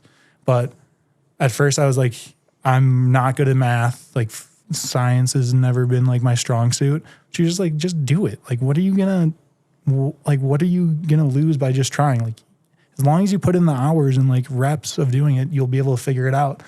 And that kind of, after that, I just remember like one conversation where we were talking about that. I was like, you're right. Like, why don't I just do it? Like, this makes so much more sense. I don't care about getting a business degree at all. Like, that's, yeah. So, yeah, I think that was like a big aspect. And just, I love working with my hands and like seeing products develop. Like, I've had a lot of cool internships since then. Like, worked at a trailer company. I worked at Trek Bikes doing helmet design engineering for a little bit. And yeah, just like, I've actually really enjoyed it, you know. Silk, we got a Patreon question. The last one, when did you hit that? Yes, we do. This question's from Josh Sullivan. Was snowboarding money or engineering money used to buy the engagement ring? Big congrats. That's a sick one. For sure, engineering money. For sure. Yeah, definitely like, I mean, engineering money is what buys anything that I buy. So, you know. So get this guy paid. Come on. Yeah, let's get this guy paid. Come on. Not the engineering company, the snowboard companies. I mean, give him a raise. Yeah, also engineering. Yeah. Yeah. And then why don't you do both? You work, I mean, you talked about this. But. Yeah. I mean, like doing both snowboarding and then engineering snowboards. Oh, yeah. Yeah. That's like always been the dream to like be able to work for a company in the snowboard space and also like ride for them and have that kind of dual role. Like seeing what Maggie's done, I just think is such a sick fit where like, she's obviously a talented engineer and like can hold her own on that side of things. But then she's also like a really good snowboarder and like belongs as a pro snowboarder. And I just feel like any company should see the value in that. Like you aren't just having an engineer that's just going to be an engineer being in the office. You're having an engineer that like knows the product down to a T. Like Cap 2 press. Something like that. Something like that. But exactly like that. So like, I don't know, that's just been my goal forever. And like, we were like doing maybe a little bit of stuff like that with NS where I was kind of like testing out the products, but it just never fully kind of came through or like worked out. But just in like the little day-to-day stuff, I've noticed like, I can see like the actual like engineering and like mechanics behind the product and like how that relates to it being easier to ride. So like, you understand the way a snowboard performs because of how it's constructed. Yeah. Yeah. And I think like, it's kind of like, yeah, like for an example, on a Cab 270, if you have a board with a little bit more like early rise or whatever, your tail gets out of the way a little bit faster. It's a lot easier. Get it up steep. Yeah. Yeah. It's a little bit easier to do that stall and then pull it over. Where like, if you have a board that has like very aggressive camber throughout the whole thing, it kind of pitches you a little bit different and it makes it a higher energy cab too.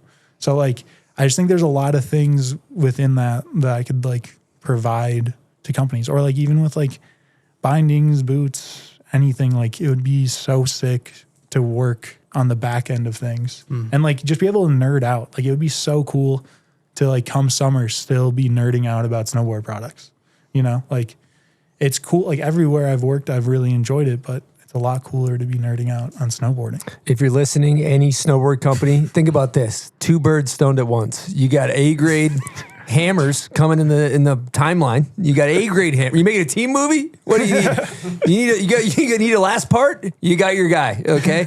Then you got some product development stuff. Okay. Boom. 2 birds stoned at once. You don't even have to look. Just 2 birds We gave him stoned. to you. Yeah. He's right here. You don't have to go on ZipRecruiter or nothing, dude. But just hit him up. Just DM him. Yeah. That'd be cool. But I mean, Nils is doing the same thing. Yeah, too. right. Like Nils has done a great job and like they've been so kind to like give me a lot of their time of like talking with them and kind of seeing how they've developed the role. Like I had a long conversation with Nils. I've had multiple conversations with Maggie and like they've just been great of like showing how they've developed it and like seeing kind of where they're at now, where it's a couple of years removed from it. It seems like they've been able to find a really good balance because I know like with the companies, it is hard to find that balance of like, well, then we still need like a full-time engineer in these positions, you know, like how are you going to be able to balance both? But they both have kind of shown that the product life cycle works, you know, like it fits to do those roles. And I mean, it's not something new. Like I've like balancing filming video parts while going to school. Like all of quicksand, I was going to school full time. You know, I got to do it in between classes of finding spots and stuff. Still did the backlit too. Still, it wasn't a problem. What kind of stuff are you engineering now at your job? Yeah, I have a prop I'm going to bring out. Love that. Little spot mod, if you will. Little spot mod, yeah, exactly. Prop is crazy. Prop is kind of crazy. I came up on a pretty Prop wild... is some alien shit. Yeah, I came up on a pretty wild job this summer. I have like a 6-month contract with this company that makes medical devices. Okay. So what we got here is a heart catheter. Wow. And this Look at little that. thing will get put in through your leg all the way up to your heart, to your like left atrium.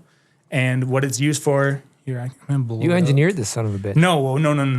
I did not engineer this. I work in the manufacturing. Oh. So like I help, this thing probably took like 5 or 6 years of R&D for it. But you know, no one in snowboarding would have known if you didn't engineer Yeah, this you thing. could have just said that you engineered it. Yeah, I That would've engineered probably- this whole thing. Actually, yesterday I did. So I was gonna say, set of binding seems pretty easy after this thing. But pretty much that balloon will get filled up with saline solution. And then you can see those those like metal splines, they're called. There's 8 of them and they'll get blown up. And when it's inside of the heart, you'll have the exposed region of those splines. That's metal. It's nitinol is the material. It'll send an electrical pulse to the damaged heart tissue. And it causes these small holes in the cell walls that then cause cell death and lead to like scar tissue getting over. So it's used primarily for AFib, so someone with like irregular heartbeat that's having health complications because of it. You'll put this in through the leg and then it'll go in the heart. It'll shock those cells and just cause them to die, and then you end up having a healthier heart after. But what I'm doing is like working within the manufacturing department. So I'm like working with the operators to make it the most streamlined as possible and like increase the efficiency and increase the amount of like good parts that get sent out. Yeah. So it's been cool. It's been a big switch up for sure. I've never worked in the medical device industry, so it's kind of a new thing. That's also helping people, keeping them alive. Yeah. Things like that. I mean, God, I just think you look at a snowboard or a binding boot. You know, it's kind of light work for the kid at this point after that thing. I mean, everything's so much more complicated than you ever think it would be, you know? But like, yeah, I just feel like, I don't know. I just feel like it would be really sick to like actually work on products that I like love and use every day, you know? 100%. Some cool problem solving. Yeah, exactly. Like I was talking to somebody at Union, and I know they redesigned everything so that their box was smaller. Mm-hmm. And just by making the box smaller, they were able to fit in exponentially more boxes into each shipping container, right? Which ended up saving the company thousands and thousands of dollars. And these cool little engineering like there's a million engineering solutions that need to be thought of. 100%. Yeah, no, 100%. And like, that's all I do in my day to day is just solve problems, you know? It's like, how do you pretzel out of the cab 2 on the Triple King? Exactly. It's the same exact thing. It's the same exact thing. Same part of the brain. Oh, we got Jack. What up, Jack? Just here for the banter. Yeah, you are. Just had to pop in. We got Say Jack what's up, Warble. boys. Jack Warble, what are your thoughts? Okay, first of all, do you know what barred up is? Barred up? No, hit me. What? Come on, like So he's a Filmer has boomer, too. bars. Yep. Oh, okay. He barred you up. He filmed you well. He's been working with money too much. Okay, bro. yeah, he's disconnected. Yeah, I didn't too know much on the 9 to 5. Yeah, I don't film. I didn't know what it was either. Yeah, okay. Okay, question number 2. Do you like filler? Like in a video part? Yes and no. Okay. If it's too much, it's just too much. But if it's good filler, we're spot on with that. If it's good filler, is it filler? I can't with your head just sticking out of this hole, dude. Yeah, It's so I feel really weird right now. Little doggy dog. Let's see. I don't know, dude. I guess it depends. It depends This is a politically correct answer. There is bad take. filler. Okay. There is bad filler out there, and it's just not gonna work. So you gotta dial That's it filler. in. No. Let's talk definitions really quick. Is filler like what you use to fill out your video part, like the tasteful spots, or is filler just bad footage? Because no one likes bad footage. That's what I'm saying. Are we talking like a 50 back one on a down flat down rail? That's for sure filler. Well, yeah. Okay, there you go. Yeah, Well, that's filler. what is good filler then? Good filler is like a 50 back one on a quad kink. No, it's like like the same trick, but okay. I'll give you. everyone has filler. Here's I think a good example. Like in your pickpocket part, you do a wall ride. I'm gonna have to delete so many. But clips. it's like it's a sick ass like orange wall. That was filler. It's not particularly difficult, but it's a nicely aesthetic shot. I would consider that filler. Yeah. Yeah, but that's good filler. Good filler. Yeah. Yeah, that's good. I mean, I think you're just all right. I'm contradicting myself. like, do you just like good footage or bad footage? Yeah, good footage. Yeah, soggy clips is better because filler can be good. I'm coming around. Yeah. Filler can be good. I think the problem's when when people want to have their whole part just be like tasteful shit and not do hard tricks. Filler. Yeah, like just all filler, no killer. If you have all filler, no killer, then like it's gonna be boring. But if you have some filler with a lot of killer, it's gonna be sick. Nobody's gonna want to watch that. What you know what's better than all filler, no killer? All killer. All killer. All is killer. super All sick. A grade. That's what you got to do, bro. Just go out there, fucking all killer. If it's filler, just fucking scrap the parts. Start I've been over trying to next year. film all killer my whole life. It's hard. It's hard to do. That's why people don't do it. It's difficult. It's really hard. JP's out of his mind, dude. He's out of his mind. JP Walker? Yeah. Well, he doesn't like filler. No. It's a great take. Yeah. Yep. Move on. I could talk about filler all day. Jack, you got any clips this year? Dude, I haven't gotten clips since 2019. Damn. So I had Pretty hard up literally have not hit on it. some clips. Dude, I'm stacking from 2019. Yeah. Helmet on, tight pants. Yeah. Burton snowboard. Yeah, I'm out there for sure. Yeah, no one's seen perfect. him. I think Denver's seen him. That's it. Yeah. Yeah, you can't see him. Sorry. Wiley deleted him. Yeah, I was supposed to be in a film that year. Didn't really work out. They didn't like my shit. I was all filler. Then you turned into I was all filler. Yep. My one clip was a switch hill bomb up in Park City, and it was just dumb. On a That kind snowboard? of sounds like filler. Yeah. It was all filler. Pretty sick. A hill bomb, isn't that when you just go down the hill on a snowboard? You know what, Sam? Next year, if you need some filler, I'm your guy. 'Cause I'm all filler, no killer. He'll just be riding down the hill with no legs, no down arms. the hill. Yeah, just rolling. Yeah. So sick. All right, This dog door is. what were we talking about before Jack just smashed his head in the doggy door? I can't remember. I have no idea. Oh, I Engineering. feel like yeah. Engineering. Yeah, it was a question from Bobby Stitt. right? Oh, yeah. Yeah. Which I think there's there's a part 2 of Bobby Stitt's question. yeah, there's a part 2. Yeah, so Hold on. Before we get into that, can we talk about Bobby Stitt a little bit? I'd love to talk about Bobby Okay, Stitt. I was unfamiliar with Bobby Stitt. Checked out his gram. Huge fan. Huge fan. Huge fan. He's him. Double sloth roll at Highland Hills, I think. At Troll. You know how late that was? Yeah. It was 2 a.m. It was 2 a.m. at Troll.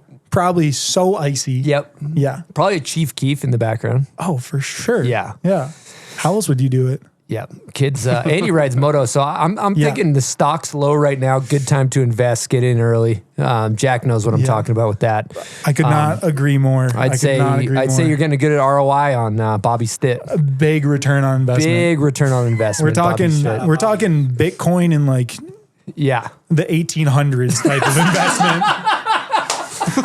That's some damn ROI right there. You know what though? That took a long time for it to go up. So it's a slow. Sorry. When was Bitcoin? Bitcoin in like the year 2005, maybe. Yeah. Let's say that. Maybe to do that in 2014. Yeah. 2014. Yeah. It cracked like $100 or something. Yep. Yeah. I think that's exactly. You can get in where early on an IPO of Bobby Stitt right now. You're feeling good. Let's start. You're feeling good. Okay, so Bobby Stitt asked, "What was it like hanging out with the young gremlins on this trip?"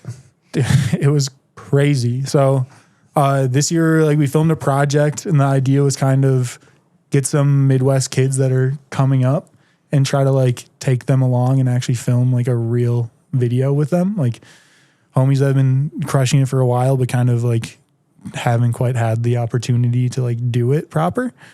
So we had Bobby Stitt and Gibby. They were the two like main young homies. Both so many good things to say. Like Gibby's such a ripper. That's like one of the best pretzels in the game right now for sure. And I mean, Bobby's just him. So like enough said.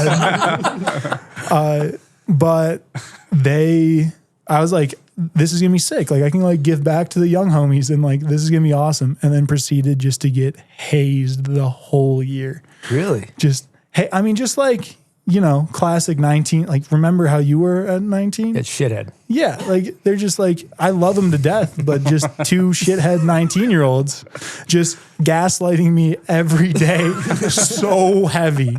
Like I'll be like, yo, that spot's pretty sick. And they're both like, that spot's so whack. And then later they'll be like, that spot's pretty sick. Like just shit like that the whole year. But this bubbled up into Ottawa. Like it was a really gnarly year. We had a lot of shit happen that year. But we're like kind of rounding the corner on it. We're like, all right, we're in Canada, final trip of the season. Like, let's get it. Like we had all this shit happen, but we're here and we're gonna go like try to film as much as possible. And one day we get back from a spot and I just got a clip that was like, oh, that could maybe be like an ender type of clip. So we're all like kind of celebrating, hyped up, and go out like, Havy's going out, like smoke some weed. I haven't been smoking like the whole winter. I've just been the sober guy. And then like Gibby and Havy kind of were like, come on, like you just got an A grade, like take a little bit. It peer pressured you. Yeah, a little peer pressure. So fucked. It was good peer pressure. It's good peer pressure. 19-year-old peer pressure. It was like, let's celebrate. Like it's time to celebrate. You just got a heater clip. Let's celebrate. And then we get downstairs and we're in the kitchen and they just proceed to start just hazing me. The Bobby turns on the stove behind me and then Gibby goes, Sam, bro, when you were cooking breakfast in the morning, like you left the stove on. The stove was on the whole day. Like, are you kidding me? You could have burned this place down. And then I'm just freaking out. I'm like, I left the stove on. Like, I could have burned this place down. And like, I'm freaking out. And then while I like am rationalizing it, I'm like saying like, no, like it's fine. Like I didn't leave the stove. Like even if I did leave it on, it was on low. It wasn't that hot. Bobby just turns to me and says, dude, what did you even say right there? You just mumbled to us. Like you didn't say a single word. So then at this point, I'm thinking I'm going crazy. And they're both just like going back and forth, gaslighting me into thinking that. Just demon mode. They were in demon mode. And it bubbles up to me going, all right, fuck you guys. I'm going to sleep. I need some alone time from you guys. And then before going to bed, Bobby's like, yo, I'm going to take a shower. Like, you need to use the bathroom at all? I'm like, no, I'm good. 2 minutes later, I'm about to take a shower. Like, you need to go to the bathroom at all? No, I'm good, dude. Stop saying that. Like, dude, I didn't say that. Like, I just want to make sure, like, do you need to go to the bathroom? Like, I like Bobby's sit more and more. Continue. And then, no Such joke. a good way to fuck with probably somebody. does this 5 times. And it ends up with me going, fuck you guys. I'm going to sleep. I go into my room, try to go to sleep. You're knocking on the door. Yo, Sam, just checking. Like, do you have to go to the bathroom after I take a shower? And then I like blow up at him a little bit. I'm like, dude, I need to go to sleep. Like, I'm so tired. 2 minutes later, I start to doze off. Like, I'm like, you know, when you're like in between, I'm like starting to doze off. I'm like, oh, I got these kids out of my hair. Hear some footsteps. Hear a little knock on the door. Yo, Sam, you gotta go to the bathroom. I'm about to take a shower. And I got up, marched to the door and just screamed, Bobby, you need to shut the fuck up.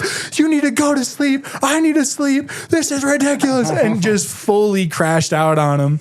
And then I kind of heard him like stummer away like a little. He seemed like he was like, oh shit, I actually poked the bear a little bit too much. So good. Yeah. It's like the best prank ever. Yeah.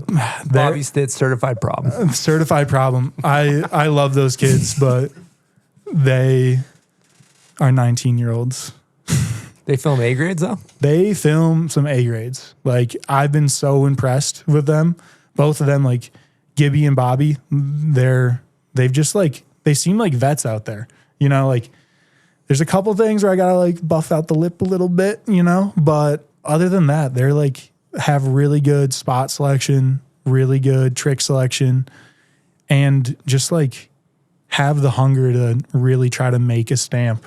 And like they just like ran with it so heavy and like filmed. They pulled up. They really filmed some of my favorite footage of the video. Like they crushed it. Just could not be more proud of them. Dope. Yeah. Gibby, a Michigan kid, right? Gibby's a Michigan kid. Gibby and Bobby, like they're so sick. But Gibby is like, he has the best pretzels ever. Like I swear, he has the best pretzels I've ever seen. And just not 05. No, like he has this. Not this 05 vibes. No. And it was so funny watching him operate because there's a spot where he was doing a pretzel out and he did like 5 that I was like, yeah, I would have taken that. And he just kept doing them until like he got one that he was hyped on. And like he's to the point where if he doesn't land on like the opposite edge that he's pretzeling, he doesn't like it. So like he has to land perfect on it. New gen. And they got like the whip. I don't get how he does it. It's insane. You couldn't figure out in your engineer brain how they do it? I could not figure out they got the rubber hips. It's crazy. Yeah. So, yeah, he'll lose that. He'll lose that. Yeah, give it a couple years and he's going to be doing less pretzels. Has Sam shown you yet what he's working on lately? What do you mean? In his engineer practice. Oh yeah, he brought in a prop. Okay. Yeah, we went through the prop. Yeah, went through the prop. Yeah. Prop is sick. All right, we're going to talk about Arbor. I like what Arbor's got going on these days. They're doing big things. So Arbor has been making high-performance snowboards for nearly 30 years with a little thing called craftsmanship, and they do it with a conscience. These guys were on the sustainability tip long before it was cool, using real wood top sheets, eco-friendly materials, and giving a damn about the mountains and the planet. They're backed by one of the sickest teams out there. We're talking Jared Elston, a.k.a. Big Air Jer, Mary Francois, Red Gerard, who just won an X Games gold, Brian Iguchi, Danny Cass, and many others. Arbor Snowboarding is resetting the standard, blending high performance and sustainability with precision, power, and purpose. So whether you're straight lining like a psycho or going full dummy in the park, Arbor's got A-grade boards and bindings that you need to ride your best. So check out Arbor. They got a lot of cool stuff going on. Ladies and gentlemen, Lizard King here. And I've got a fantastic new product for you. It's Run Through a Wall nasal strips. Eucalyptus flavored, 30 in a pack. And it will make your life 25% better. Do you sleep next to someone that's constantly snoring, ruining your life, making it so you're groggy, grumpy, and angry in the morning? Buy them some nasal strips from runthroughawall.com. It's a fabulous website. We've got breathing salts. We've got nasal strips. Go to runthroughawall.com, type in Lizard King at the checkout, and you can get yourself 10% off. Good to see you. Okay, folks, time to talk Yeti and their new offering, the Rambler Travel Series. They got a 12-ounce and a 16-ounce travel bottle. And I recently got an espresso machine, so I'm new to the party as a to-go coffee guy. And I'm loving these things, and here's why. They got the leak-proof commuter cap that locks in every drop.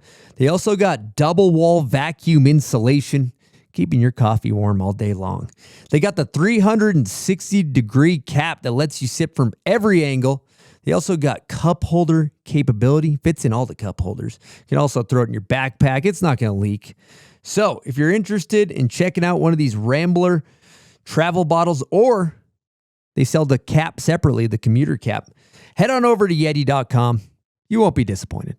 All right, we're going to take a quick break because I got to tell you about Patagonia's Pow Slayer series, which over the last 13 years has earned a near mythical status among those seeking the steepest, deepest powder in the biggest mountains. These are the ones who let their tracks do the talking, who start before sunrise and leave behind lines as bold as they are nameless. The new Pow Slayer Freeride kit is built for those riders. If you're going to be getting after it this winter, you're going to want to get your hands on this kit. Check it out. All right, so tell us about last year's video, the new Sinister video, Head Underwater, that is not out yet, I don't think, by the time this comes out. But yeah, how was the experience filmed for that? Yeah, it was to be honest, like the gnarliest year I've had filming. Just a lot of shit happened, like right off the bat, all the way pretty much till the end. But so like, as I was kind of talking about a little bit earlier, the concept was take these two like younger homies and try to just film a video with him and like try to do something kind of sick and something a little bit new. And first spot of the season, Bobby hits his head, has a seizure. And it was the scariest moment it was like one of the scariest moments of my life for sure. Like he's at the bottom of the stair set, shaking for like 30 seconds, maybe a minute. I mean, it felt forever, like when it's happening. And like, he's kind of the younger homie I've taken under my wing a little bit. I don't know, just like, he's just the younger homie that like, you kind of have some protection of like he's a kid, you know, like when we first started filming together, he was 17. Like you're kind of responsible for him, you know? And then you just see him like hit his head and now he's shaking on the ground and you don't know what's going to happen. And that was just a really tough situation. I mean, like mainly for him, but just everyone witnessing it. There's just like a somber mood of just like, this shit's really real. And like, it's all fun, but like it's gnarly. Like it can be really gnarly. So like we called the ambulance, got the ambulance there, took him in, and like luckily somehow he was totally fine. Like the doctor checked him out and they're like, it actually technically wasn't a seizure. It was just like sometimes if you get bad whiplash, you can kind of like zing up your nervous system and can cause shaking. And like, even though it presents as a seizure, like it's somehow different medically and like not as like traumatizing towards the brain. So he really just had like, the doctors just diagnosed him with like a somewhat minor concussion and he was able to ride within 10 days. So it like turned out fine, but just, it was so gnarly. That's so lucky. That's crazy. Yeah. So lucky. Yeah. So lucky. Like I'm so thankful that he kind of came out the other end of that and like, he's okay. Like he didn't have any issues with it. And like, I think because he didn't really get hurt, like, I think it definitely taught him like to chill a little bit, you know, and like you're young, you just think you're invincible until like you have something like that. But it was terrifying. It was really scary. And then, while still on that trip, about 5 days later, Gibby pops his shoulder out, tears his labrum. So then now we're on this trip with the three of us and just two of the young kids that I'm like kind of looking after, trying to like take filming, are both like out of commission. Like one had a super gnarly slam and then the other is like has his shoulder popped out and is out for 10 weeks. So just the somber mood while like still trying to film, like was just like, what's going to happen next? You know, like it was crazy.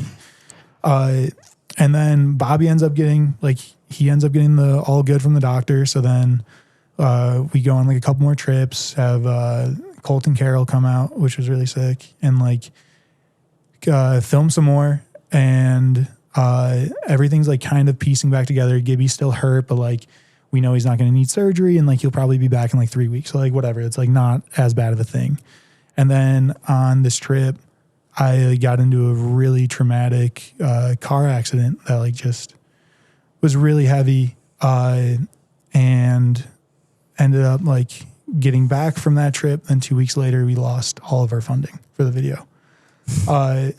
So then I'm dealing with like a lot of PTSD with a car accident and all this stuff, and also trying to like save this video and try to look out for like other sources of funding and like what can we do to like actually keep filming, because like we have, you know, like we can't film a video. Like there is a bottom line of like you need some funding to film a video.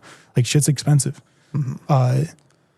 And we ended up like after making a bunch of calls and like doing a last minute kind of trying to find people, a contact at NS knew someone at Front Range Toyota stores. It's like this group of Toyota dealerships in the Denver area. And they've been trying to get into like more kind of niche action sports things, and set up a meeting with them and like built out a pitch deck for them, all while still like trying to film with no budget. And they ended up being super down, and like we got the rest of our funding through them, which was really sick that we were like able to save the video. But just the stress of like, I am going out of my pocket, I'm seeing like my bank account go to zero or past. Yeah. Right. Like just like all of that. and I'm dealing with like PTSD from like the most traumatic thing that's ever happened to me. It just felt like, I don't know, it was just like horrible. It was just horrible. But we ended up, you know, being able to keep filming. And then the last spot of the year, Bobby pops his ACL. So it was just like the whole year, it was just crazy. Thing after thing after thing after thing.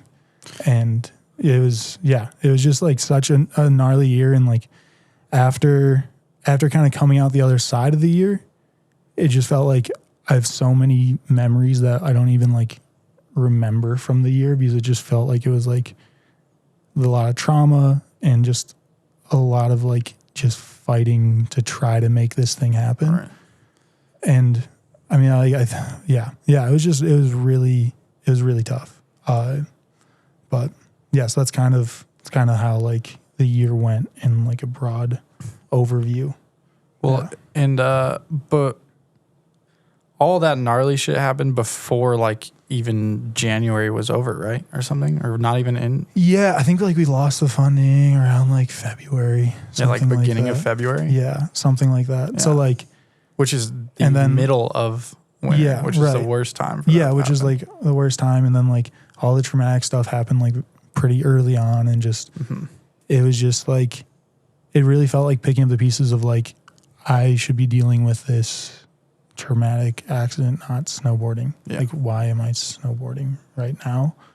But I also feel like I kind of needed to have something to focus on. I don't know. Yeah. Like, do you think it helped, like being able to film and like go to spots and like do the whole routine and stuff? Yeah, I think it helped. It also was like really tough because like, you know, you get in cars a lot, and like I was having a lot of PTSD around cars where like I'd hop in the back of a car and like my energy would just drain, and I didn't really realize what that was at first. I was just like, oh, I'm just like being lazy and like don't want to go out and like do stuff. But like I'd hop in the car and like be like, I feel just super depressed now. Like what?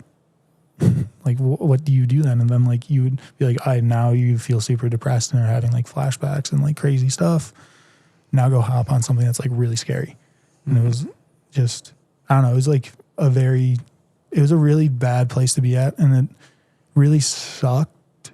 It's like when we were going to Ottawa, like we got the funding and like it was all crazy, like how it happened and stuff. And like, but like we were going on this trip, and like I'd always dreamed about like going out and filming in like new places. And I feel like that was the first opportunity where it's like the farthest I've gone to film, like going to Ottawa, like a bunch of crazy snowboarders have been there, and like get to go there and try to make I don't know, like try to do it. Like that's like kind of the dream, is to travel the world and like do those things. And like I did not want to go on the trip at all. Like I was just like at home, like I think I might be done. Like I just don't want to do this. But it also helped kind of having like the younger kids, because it was like, even if I don't want to do this, like let's try to make it happen for them. You know, like if I don't go on this, like this isn't going to happen, you know? But yeah, that just like really sucked for sure. I mean, just the whole thing, like, yeah, the whole year sucked. And like, there's the main thing that was the hardest, like the traumatic experience, but then like everything layered on top of it too just made it really difficult. Yeah. Yeah. Do you care to share anything in a little more detail about the traumatic experience? Yeah. I guess, I don't know. It's like not super easy. It's really hard to get into it, but pretty much, I'll just say the most bluntly as possible. Pretty much driving back from a spot at like really late at night, like pitch blackout.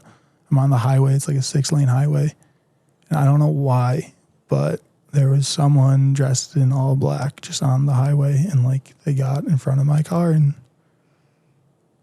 like, yeah, just from what I can gather, it seems like the person was committing suicide, or like that kind of was where they're at. Like, I don't know the mind state that you have to be at to be like on a mega interstate highway like at night in all black, but I just like feel for them so much. But it was just it was horrible. It was like the worst experience of my life for sure.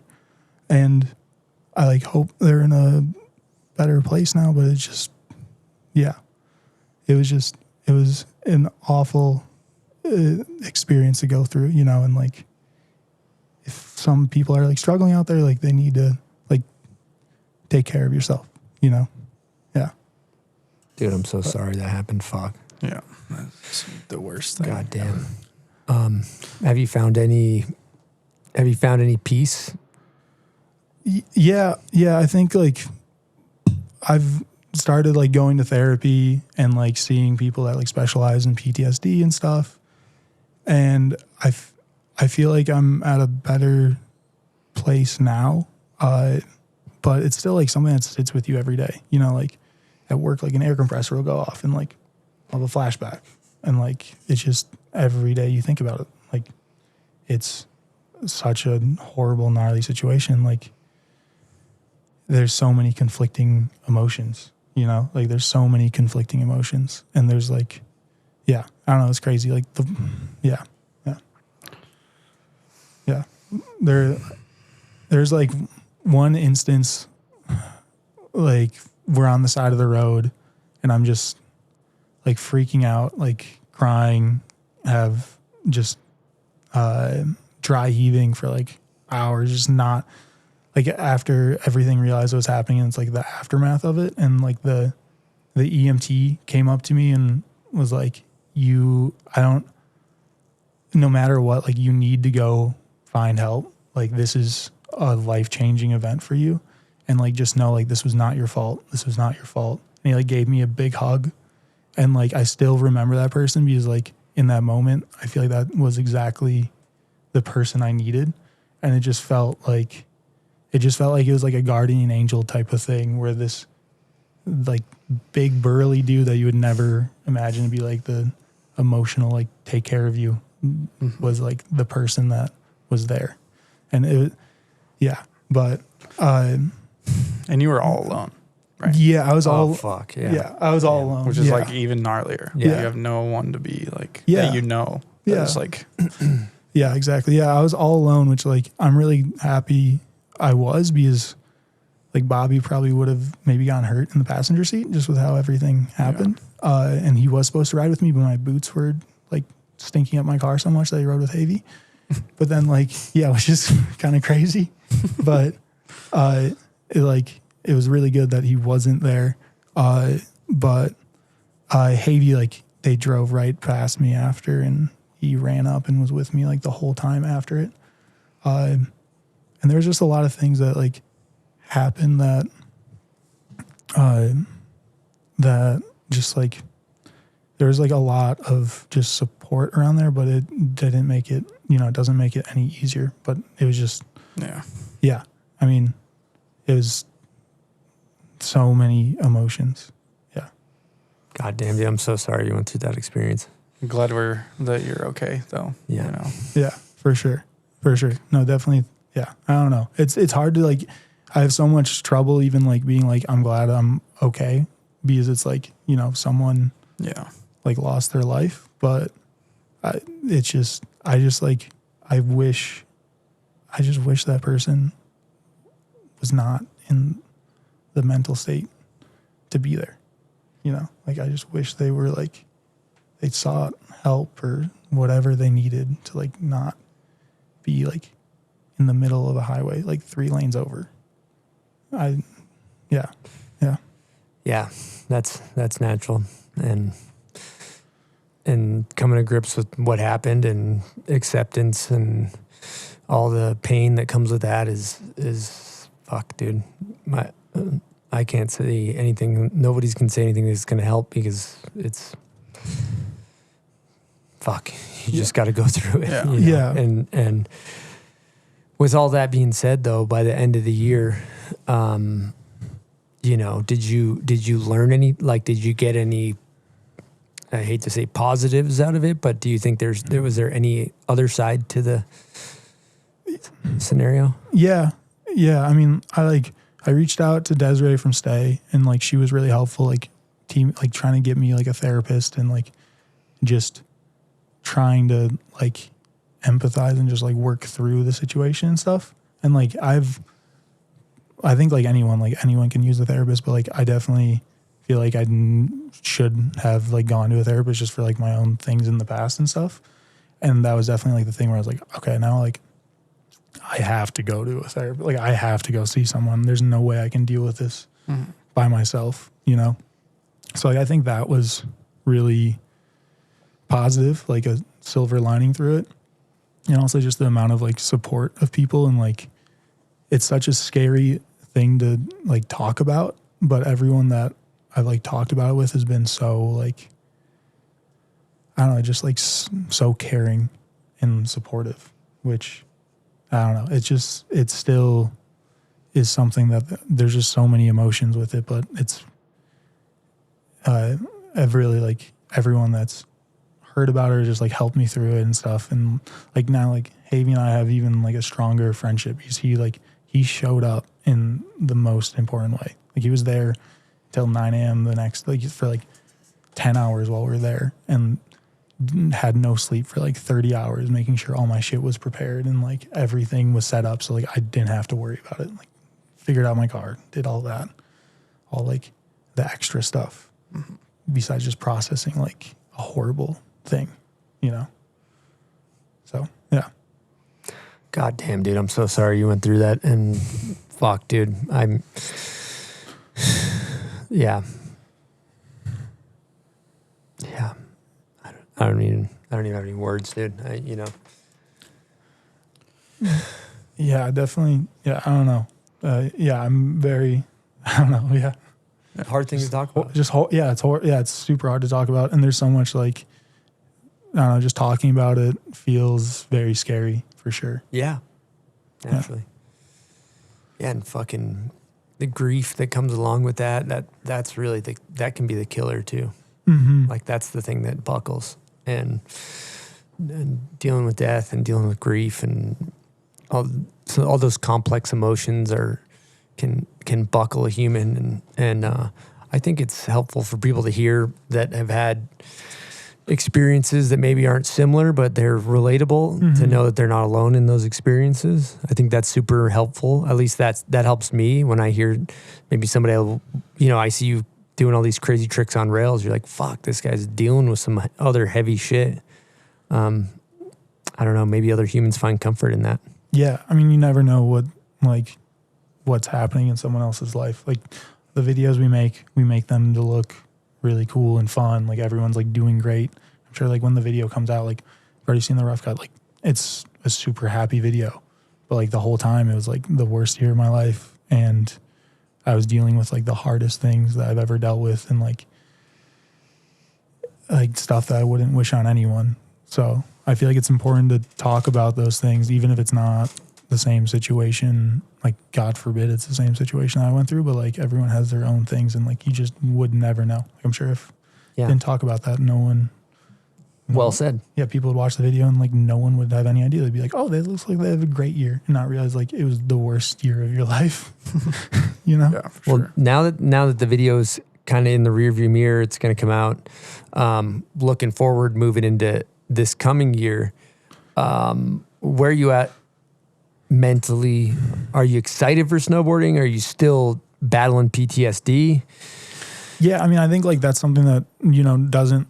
It like gets better, but it's like a slow burn of like you always kind of have the things. But even like towards the kind of tail end of the year, like was having fun back, like that Canada trip. Like there were a lot of aspects that were super fun about it, and like kind of seeing that. But I think now I'm at a spot where I just like want to like find the love back in it and spend some time on that. And like I don't want it, like I don't want this horrible event to like change the trajectory of where I want to go. Like I've built my life around like trying to film video parts and like snowboard as much as possible and stuff. Like it's hard because there's so much like PTSD now associated with it, and it can like kind of make it harder or like kind of take the joy out of it a little bit. But like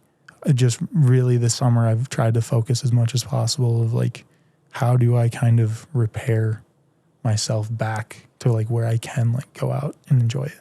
Like I'd never want to like have a really cool trip in front of me and like not want to go. Like that sucks. That sucks of like, this is what I've dreamed of since I was literally 7 years old. And now like, I don't want to even go on it. Like now that I'm there and have it right in front of me, I like am thinking about just staying home, you know? Yeah. Yeah. That's why therapy is awesome. Yeah, for sure. Because you can actually talk to somebody who knows their shit. Yeah. And it's someone that like, you don't know. It's a stranger. You don't have to like have any guards. You can just like talk to someone that like knows how to deal with situations. And dude, I'm gonna say this: doing gangster ass tricks on kink rails, fucking love it. But like, what I think is even almost like more badass is like confronting your emotions. Do you know what I mean? Like it's almost scarier. It's kind of, you got to be kind of brave to do it. You know, it's much easier to compartmentalize. Yeah, it's much easier to compartmentalize. Like it's kind of gangster to like be like, all right, I'm gonna do some self-inquiry here, and I'm gonna fight some demons, and I'm gonna work through it. And that shit is scary. It's way easier to just avoid it.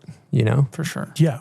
For totally. I mean, like talking about this right now is so much scarier than anything I've done on a snowboard. For sure. Yeah. Like Cascade is light compared to this. Yeah. It is not light. I got you got served up. I on got that. served up. But you got served it's up. like, yeah, it's so much. This is so much scarier. Yeah. For sure. Well, sometimes in the self inquiry journey, you get served up too. You know? That's just part of it. Should we talk about the cab too when you get served up? Oh God. Yeah, because I'd like to talk about that. That was just a couch claim. That was just a really bad couch claim, for sure. Benny almost did it in Red Bull Heavy Metal. Yeah. No, Benny he has that. Yeah, that's him. Are you talking Duluth? Yeah, in Duluth. Yeah. Like before Heavy Metal, that was the first time I got invited to like a contest like that. I was like, I want a Cab 2 Cascade. And then got there, I was like, I'm good on a 50. Didn't you try to front board it or something? No. Okay. I did like a 50 back one. Okay. And then Benny like tried to boss up the Cab 2. And I was like, you're such a savage. Like it was so brick that day. And he still just like pretty much did it. But then like a couple years later, I kind of heard that he was like kind of tried it and then he got smoked and just like sounded like he was maybe over it. And we just happened to be in there in like Duluth at the rail. And I was like, let's try this. Like, it sounds like he might be over it. Let's try it. And I just got smoked. Did you hit up Benny or just go for it? I hit up Benny. Yeah, I DM'd him. He gave you a blessing?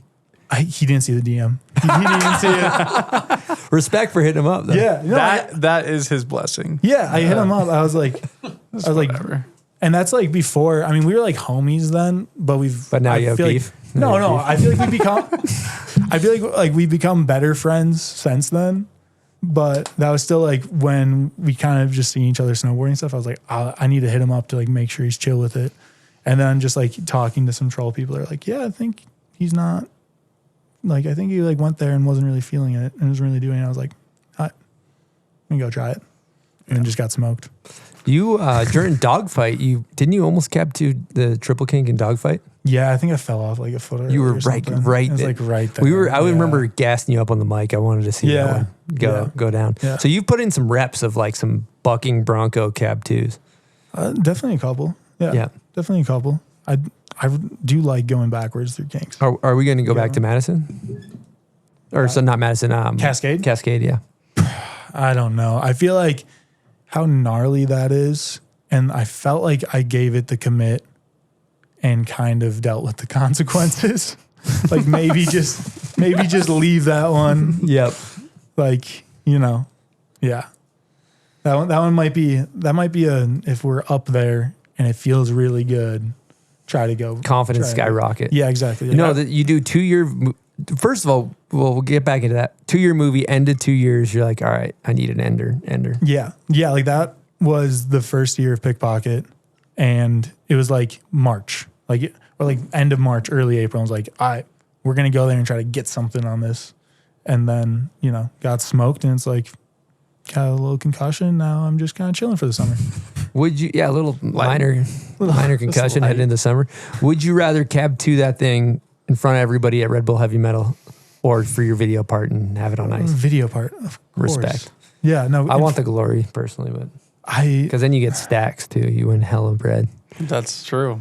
I would get smoked if I tried to. Hypothetically, what would you pick? Would you pick hypothetically? Like video part make or contest make? Contest? Well, I mean, contest probably. I need some fucking dough. True. I need contest dough. We all kind of do. True. But we all do. Yeah. Where are you at with 2-year video parts? I think they're the sickest. Me too. I would love to film a 2-year part.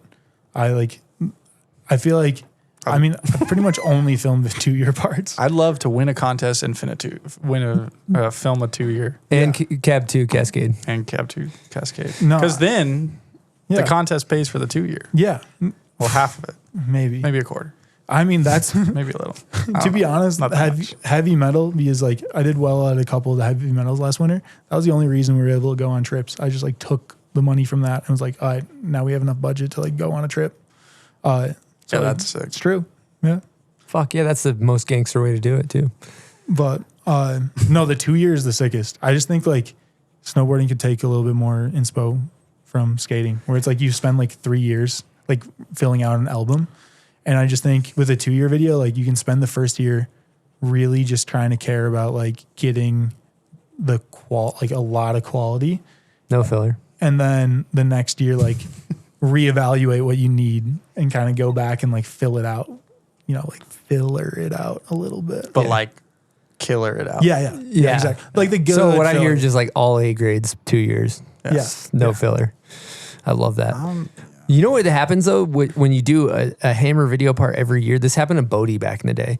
Is if every year you put out a hammer video part, sometimes people stop caring because they expect it, where it becomes like, okay, wow, he just keeps banging us over the head.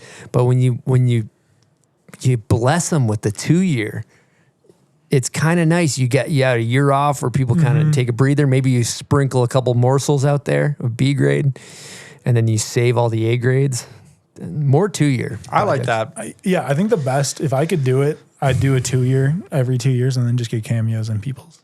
Yeah. videos. That's a good way to That's do it like, too, for sure. That'd be the sickest. That'd be so sick. But it's really, I feel like it's really hard to pitch 2 years. Yeah. Oh, for sure. It's really hard.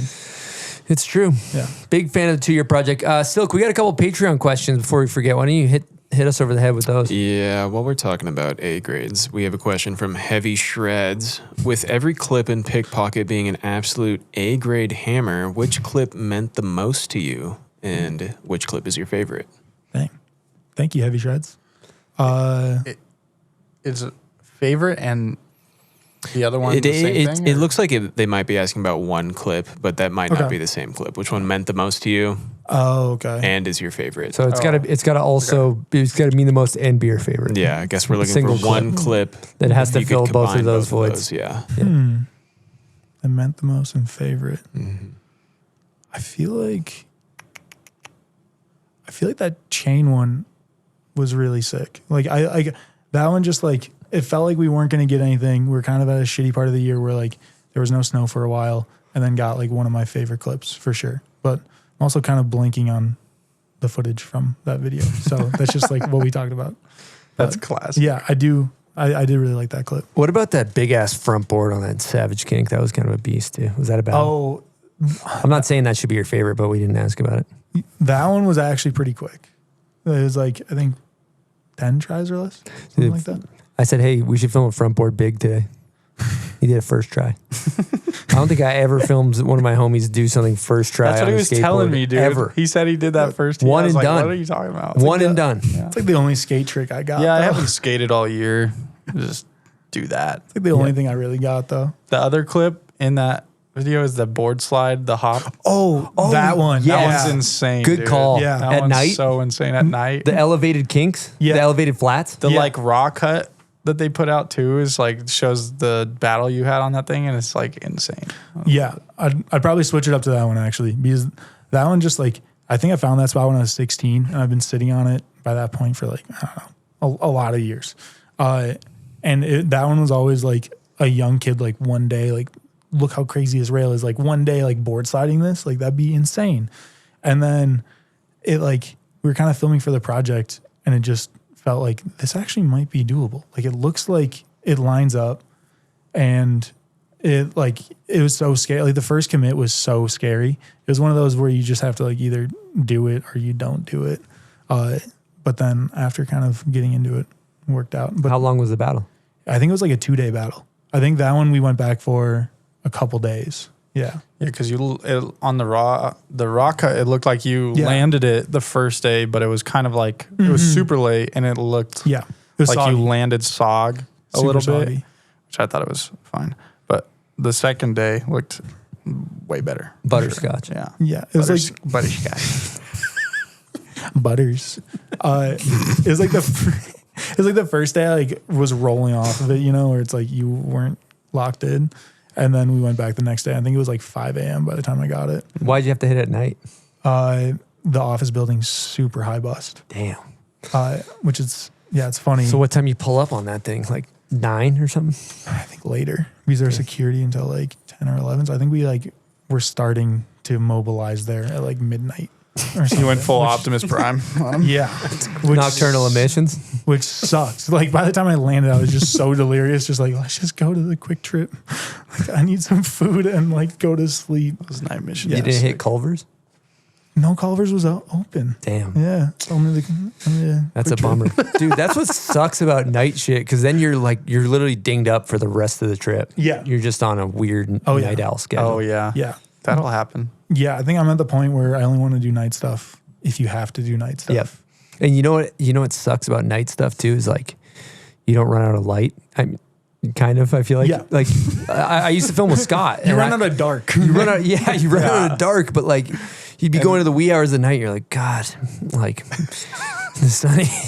We don't have an excuse to leave. The generator lights are going for a while. If you run out of dark, you got to go home because that's like a long time to be out there. Unless you start at like 3 in the morning. It was like borderline. Like by the time we cleaned up, the sun was starting to rise, and we're like, we got to hurry before they start showing up to work.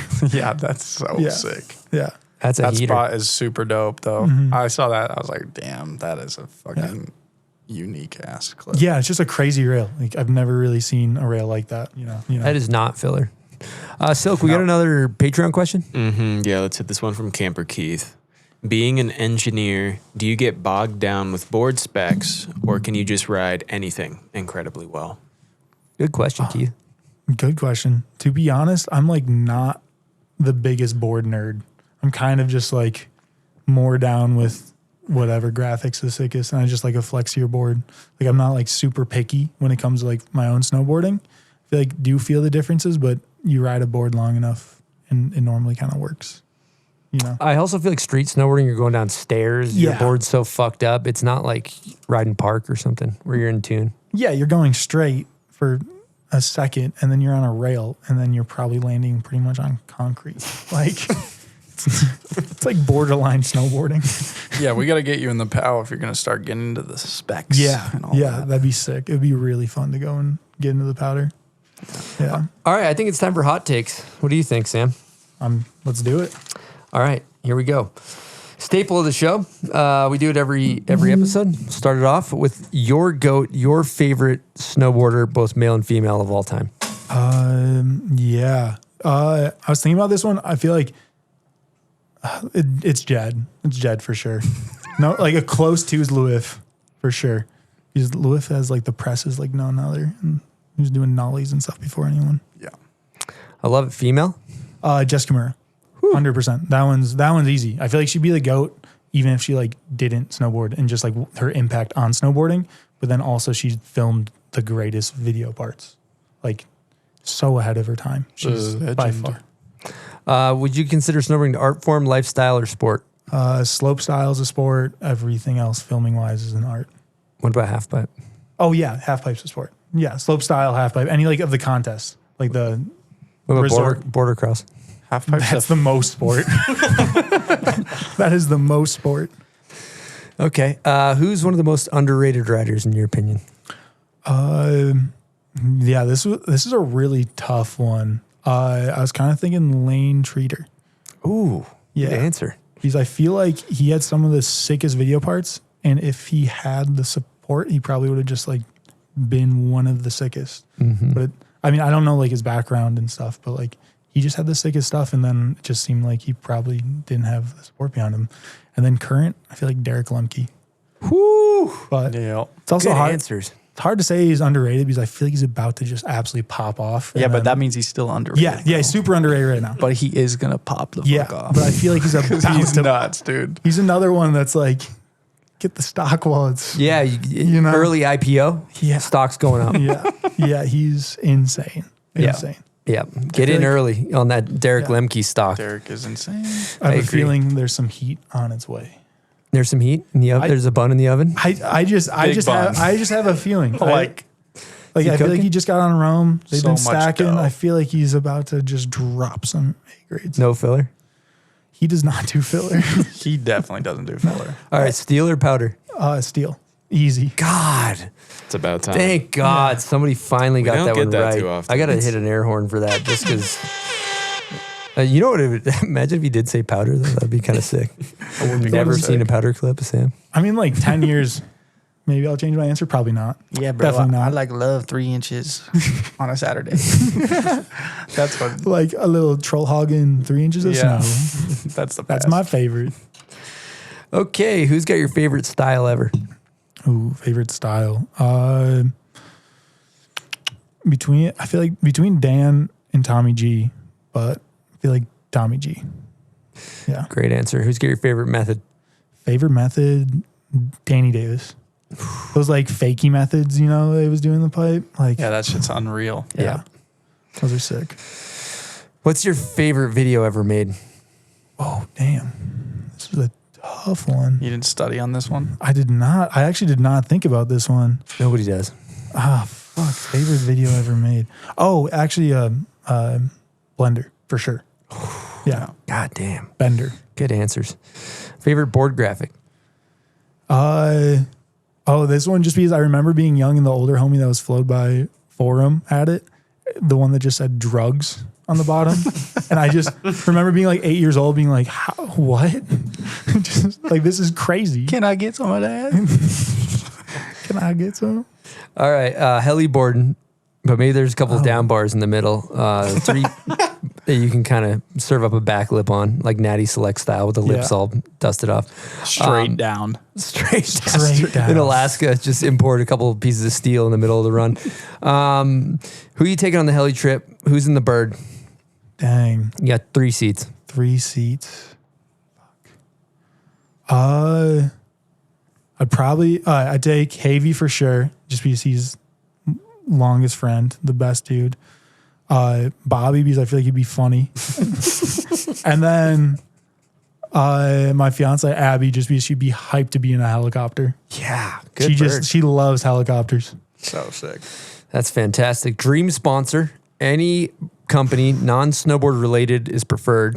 What do you got? Jeez. You know what? Culver's. Culver's. Yeah. Damn. That's the Genius. Yeah, pretty genius. Yep. Or Quick Trip, get free fuel. That's Yeah. what I'm saying. Yeah, That's the probably- move. That or Maverick. That's good too. Yeah. Yeah. You know what somebody said recently was Amex. Yeah, I mean, that's like, Then you can kind of buy whatever you want. Delta gas one. I feel like Amex is kind of a cop out. Like, of course, like, okay, the U.S. Treasury, Yeah. I guess that'd be my sponsor That was, then. yeah. Quick Trip might be the best fucking gas station on the planet. Yeah. Dude. It's so good. It is so sick. So sick. I went to my first one this year. I was like, this is. Is that a Midwest staple? I think so. Yeah. Or Pretty much just Wisconsin. yeah. Yeah. Yeah. So yeah, only good if you're in Wisconsin. Yeah. So maybe it's that's not- what I'm saying. You got to get some like Shell. Or like, It's like, you know, Michigan, Wisconsin, there's some in Illinois, You're just- some in Minnesota.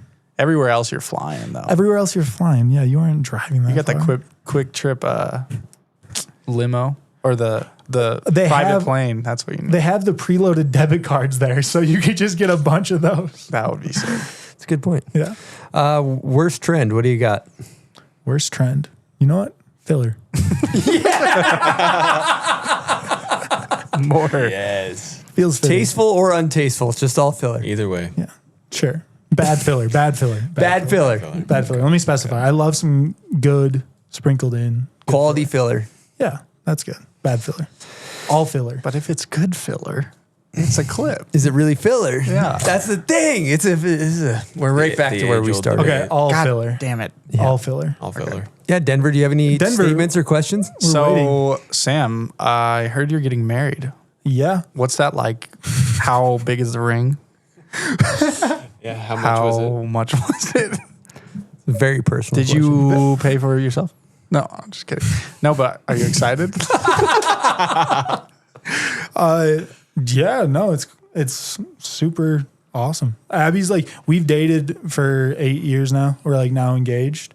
But like I have to give her the biggest shout out because like there was a time after graduating. Yeah, give super air horn. Super air horn? Yeah, Super air horn. Let me horn. find that sucker. For real. Okay, here we go. Oh, that's the wrong air horn. Come on. Hold on. Where is it? There we go. Okay. Yep. If you think about it, she just got 3 different Air horns. air horns. Yeah. Yeah. But no, she's so sick. She's like, there's been like a couple times where I was like, what am I going to keep snowboarding or like what's going to happen? And every time she's been like, you love this, like you have to do it. Like, what are you talking about? And I feel like she's just pushed me in like the most healthy way and has just been there in like the hardest times. Like, so sick. Yeah, like through the whole situation this winter, she was just on a dime. Like, what do you need? I'm there. Like, I'm there tomorrow. It doesn't matter where you are, what you're doing. Like, she's just the most ride or die person. Love that. I mean, We like, love a supportive woman. Congrats. 100%. Yeah, That's major. better than And so you're getting married this summer, or when are you getting married? next spring. Next spring. Oh, sorry, next fall. Next fall. I don't know what Hell it yeah. says. That's incredible. September. Congrats. Yeah. That's Like major. this fall? Next fall? Next fall. Oh, okay. Next September. Yeah. It's like I didn't get an invite. No. Yeah. No, I mean, not yet. Not yet. Where is it at? It's hard to fucking plan. Yeah. Oh, I can't imagine. Yeah. Yeah. So we're still nailing it down. So sick. Okay, we do ask setups before we wrap this thing up. What board are you rocking? Bindings, all that stuff. Yeah. So I've been rocking the Never Summer, either the Slinger or the Easy Rider were like the 2 different ones that I was riding this year. And then Flux Bindings, 32 boots. Setups, normally like 9 and -9, somewhere around there. Kind of depends if it's like a bigger spot, widen out a little, or like set it out a little bit more. Like On a 12 and bigger 12. spot? Yeah, like if it's like a lot of impact, have like a little bit better on your knees. A little I feel more like. sumo squat? Yeah, Are exactly. we talking 26 inches or what? Oh, no, I'm angles. Oh, I thought you were talking Angles. about. Oh. Changing the angles is Yeah. wild. Wow, that's some engineer shit. Yeah. Yeah, like if you like hit a big drop, I feel like you kind He of wrote it down. You wrote that down. What? Never mind. Just keep going. Sorry about our friend Denver. Yeah. I'm so excited. We just started. We just started. No, yeah, for like I feel like I'll kind of widen out the angles a little bit. Like if I'm just jibbing, have it a little bit more like parallel. I feel like it's a little bit easier to get on the rail. But if like you're doing big impact, it's kind of nice to have. It's better on your knees, I feel like. You go ducked out Larry on him? A little bit. I mean, it's just like 12. It's not crazy. It's not like 20, -20. You're going 3 up? Yeah, like between like 15, -15 and like 12, -12. Damn. Or like normally like 9, -9. You go and back then to like 15, -15 is kind of crazy. that's a lot. When I was 14, that's what I was riding. That's OG. And duck. now I'm at like 9.9 as well. Yeah, 9, I feel like is the kind of sweet spot with it. But like go up to like 12. Yeah. And then That's with crazy. Knees just pointing 45 degrees out. Just Yeah. sumo squat. and then with I feel like I just kind of put my bindings down and see what looks good. Not really. Not very engineer of you. Nope. Kind of just go by the bolts. Like there's like if there's like a little bit of a bolt coming out either side, perfect. All right, we're gonna run up a guest question from a man who also likes to battle rails for a very long time. Some might even say make filmers wish they were never born. We have Joe Sexton here. Sick. Hey, Sam, what's up, man? It's Joe Sexton. What's up, Chris, Silk, everyone in the studio, whoever's guest hosting that day. I hope you guys are having an awesome day and recording's going great. I want to ask a question for Sam. One thing that came to mind is where you get your drive from. Sam, every year you put out prolific video parts and with thought out tricks and spots, and I'm just wondering where that passion keeps coming from and that drive. Keep grinding, dude. Hope you guys have a great day and stoked to hear your answer. Thank you. Damn, that's really sick. Joe's so dope. I feel like he's done so much for like the Minnesota snowboard community and stuff. So that's really, really sick to hear those kind words from him. But yeah, I don't know. I just love it. Like I just love filming a video part. Like I love like the start of the year where you have nothing and you're like, every clip is gonna matter. And like ideally, like if you film like a good video part, like every clip has its place. There's like nothing out of place. But it's also like scary but creative, and like the hunt for spots and all the behind the scenes of it. Like I love that process so much. Like it is so fun to me to like Google Earth the week before a trip, to like find all the spots, to show up in like a new area and like hunt for the gems, and then like do a trick that you're needing in your part. Like just that like obsession that you're like, I need a cab one nose press. Like with that spot, like it was like, I need a cab one nose press on a kink in my part. Like I need that. And we're going to find a spot and make it happen by all means. Like that obsession, it's just it's so fulfilling and like almost, I don't want to say easy, but it's like so helpful just to have like one mission that like, this is what I'm doing. Like it's so easy just to be like, this is the only thing I care about right now. And I'm just going to like focus in on doing this the best I can. And I feel like every year, like at the end of the year, I'm like, fuck, like, I don't know if I want to do that again. Like that was so hard. And then around this time every year, I'm like, what are we filming? Like, let's do it, you know? And I think that's, yeah. Ah, it was beautifully articulated. Oh, good. He was just he was spitting bars. Yeah, bars. I'm ready to leave. Yeah. That was fire. Yeah, leave on an inspirational note. Mm-hmm. You know what I want to add to that too is that I'm 38 years old. I spent many of my years having a singular focus that is filming a video part, where you set everything else in your life aside and you have a singular focus. And looking back, it is such a cherished time in my life. Yeah. And I'm so glad that I did have a singular focus. And, you know, because as you get older, life changes. You know, I have a child, I have a wife, and I have more responsibilities. We have a business. I love doing now.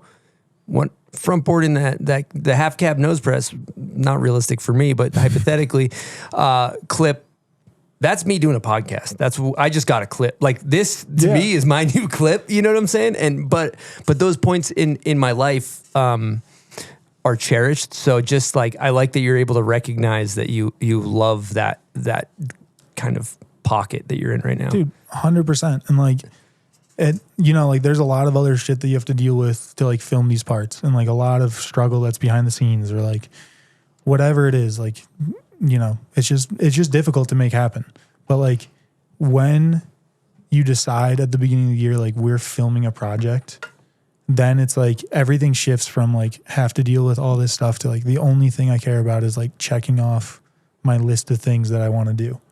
And like it's so sick. Like being in that is just so sick. And like every year I get to film a part, I always view it as like this is the last video part I'm gonna film, because like I don't ever want to like film one and be like, I left stuff on the table. Like I want to like film and be like, if this was my last part, I'd be like proud of what we did. Like I know I literally gave it my all. Like at the last day of filming Pickpocket, there was a swamp on the ground, and like I was hiking until like my legs were cramping. I could not hike anymore. And it was like, we ran out of snow and ran out of time and like didn't get the clip. But like, I know for a fact I like could not physically walk up the stairs again.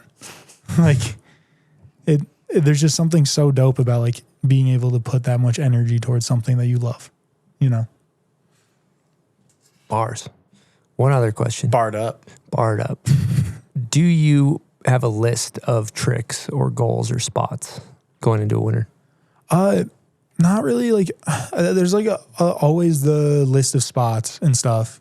And like, there, you know, there's a lot of just like various spots around that. It's like, this is on the bucket list. There's not really a formal list, but in my head, like, I feel like every year there's like 2 or 3 tricks that I'm like, I really want to do this. I think it's something a little bit different than I've done in the past.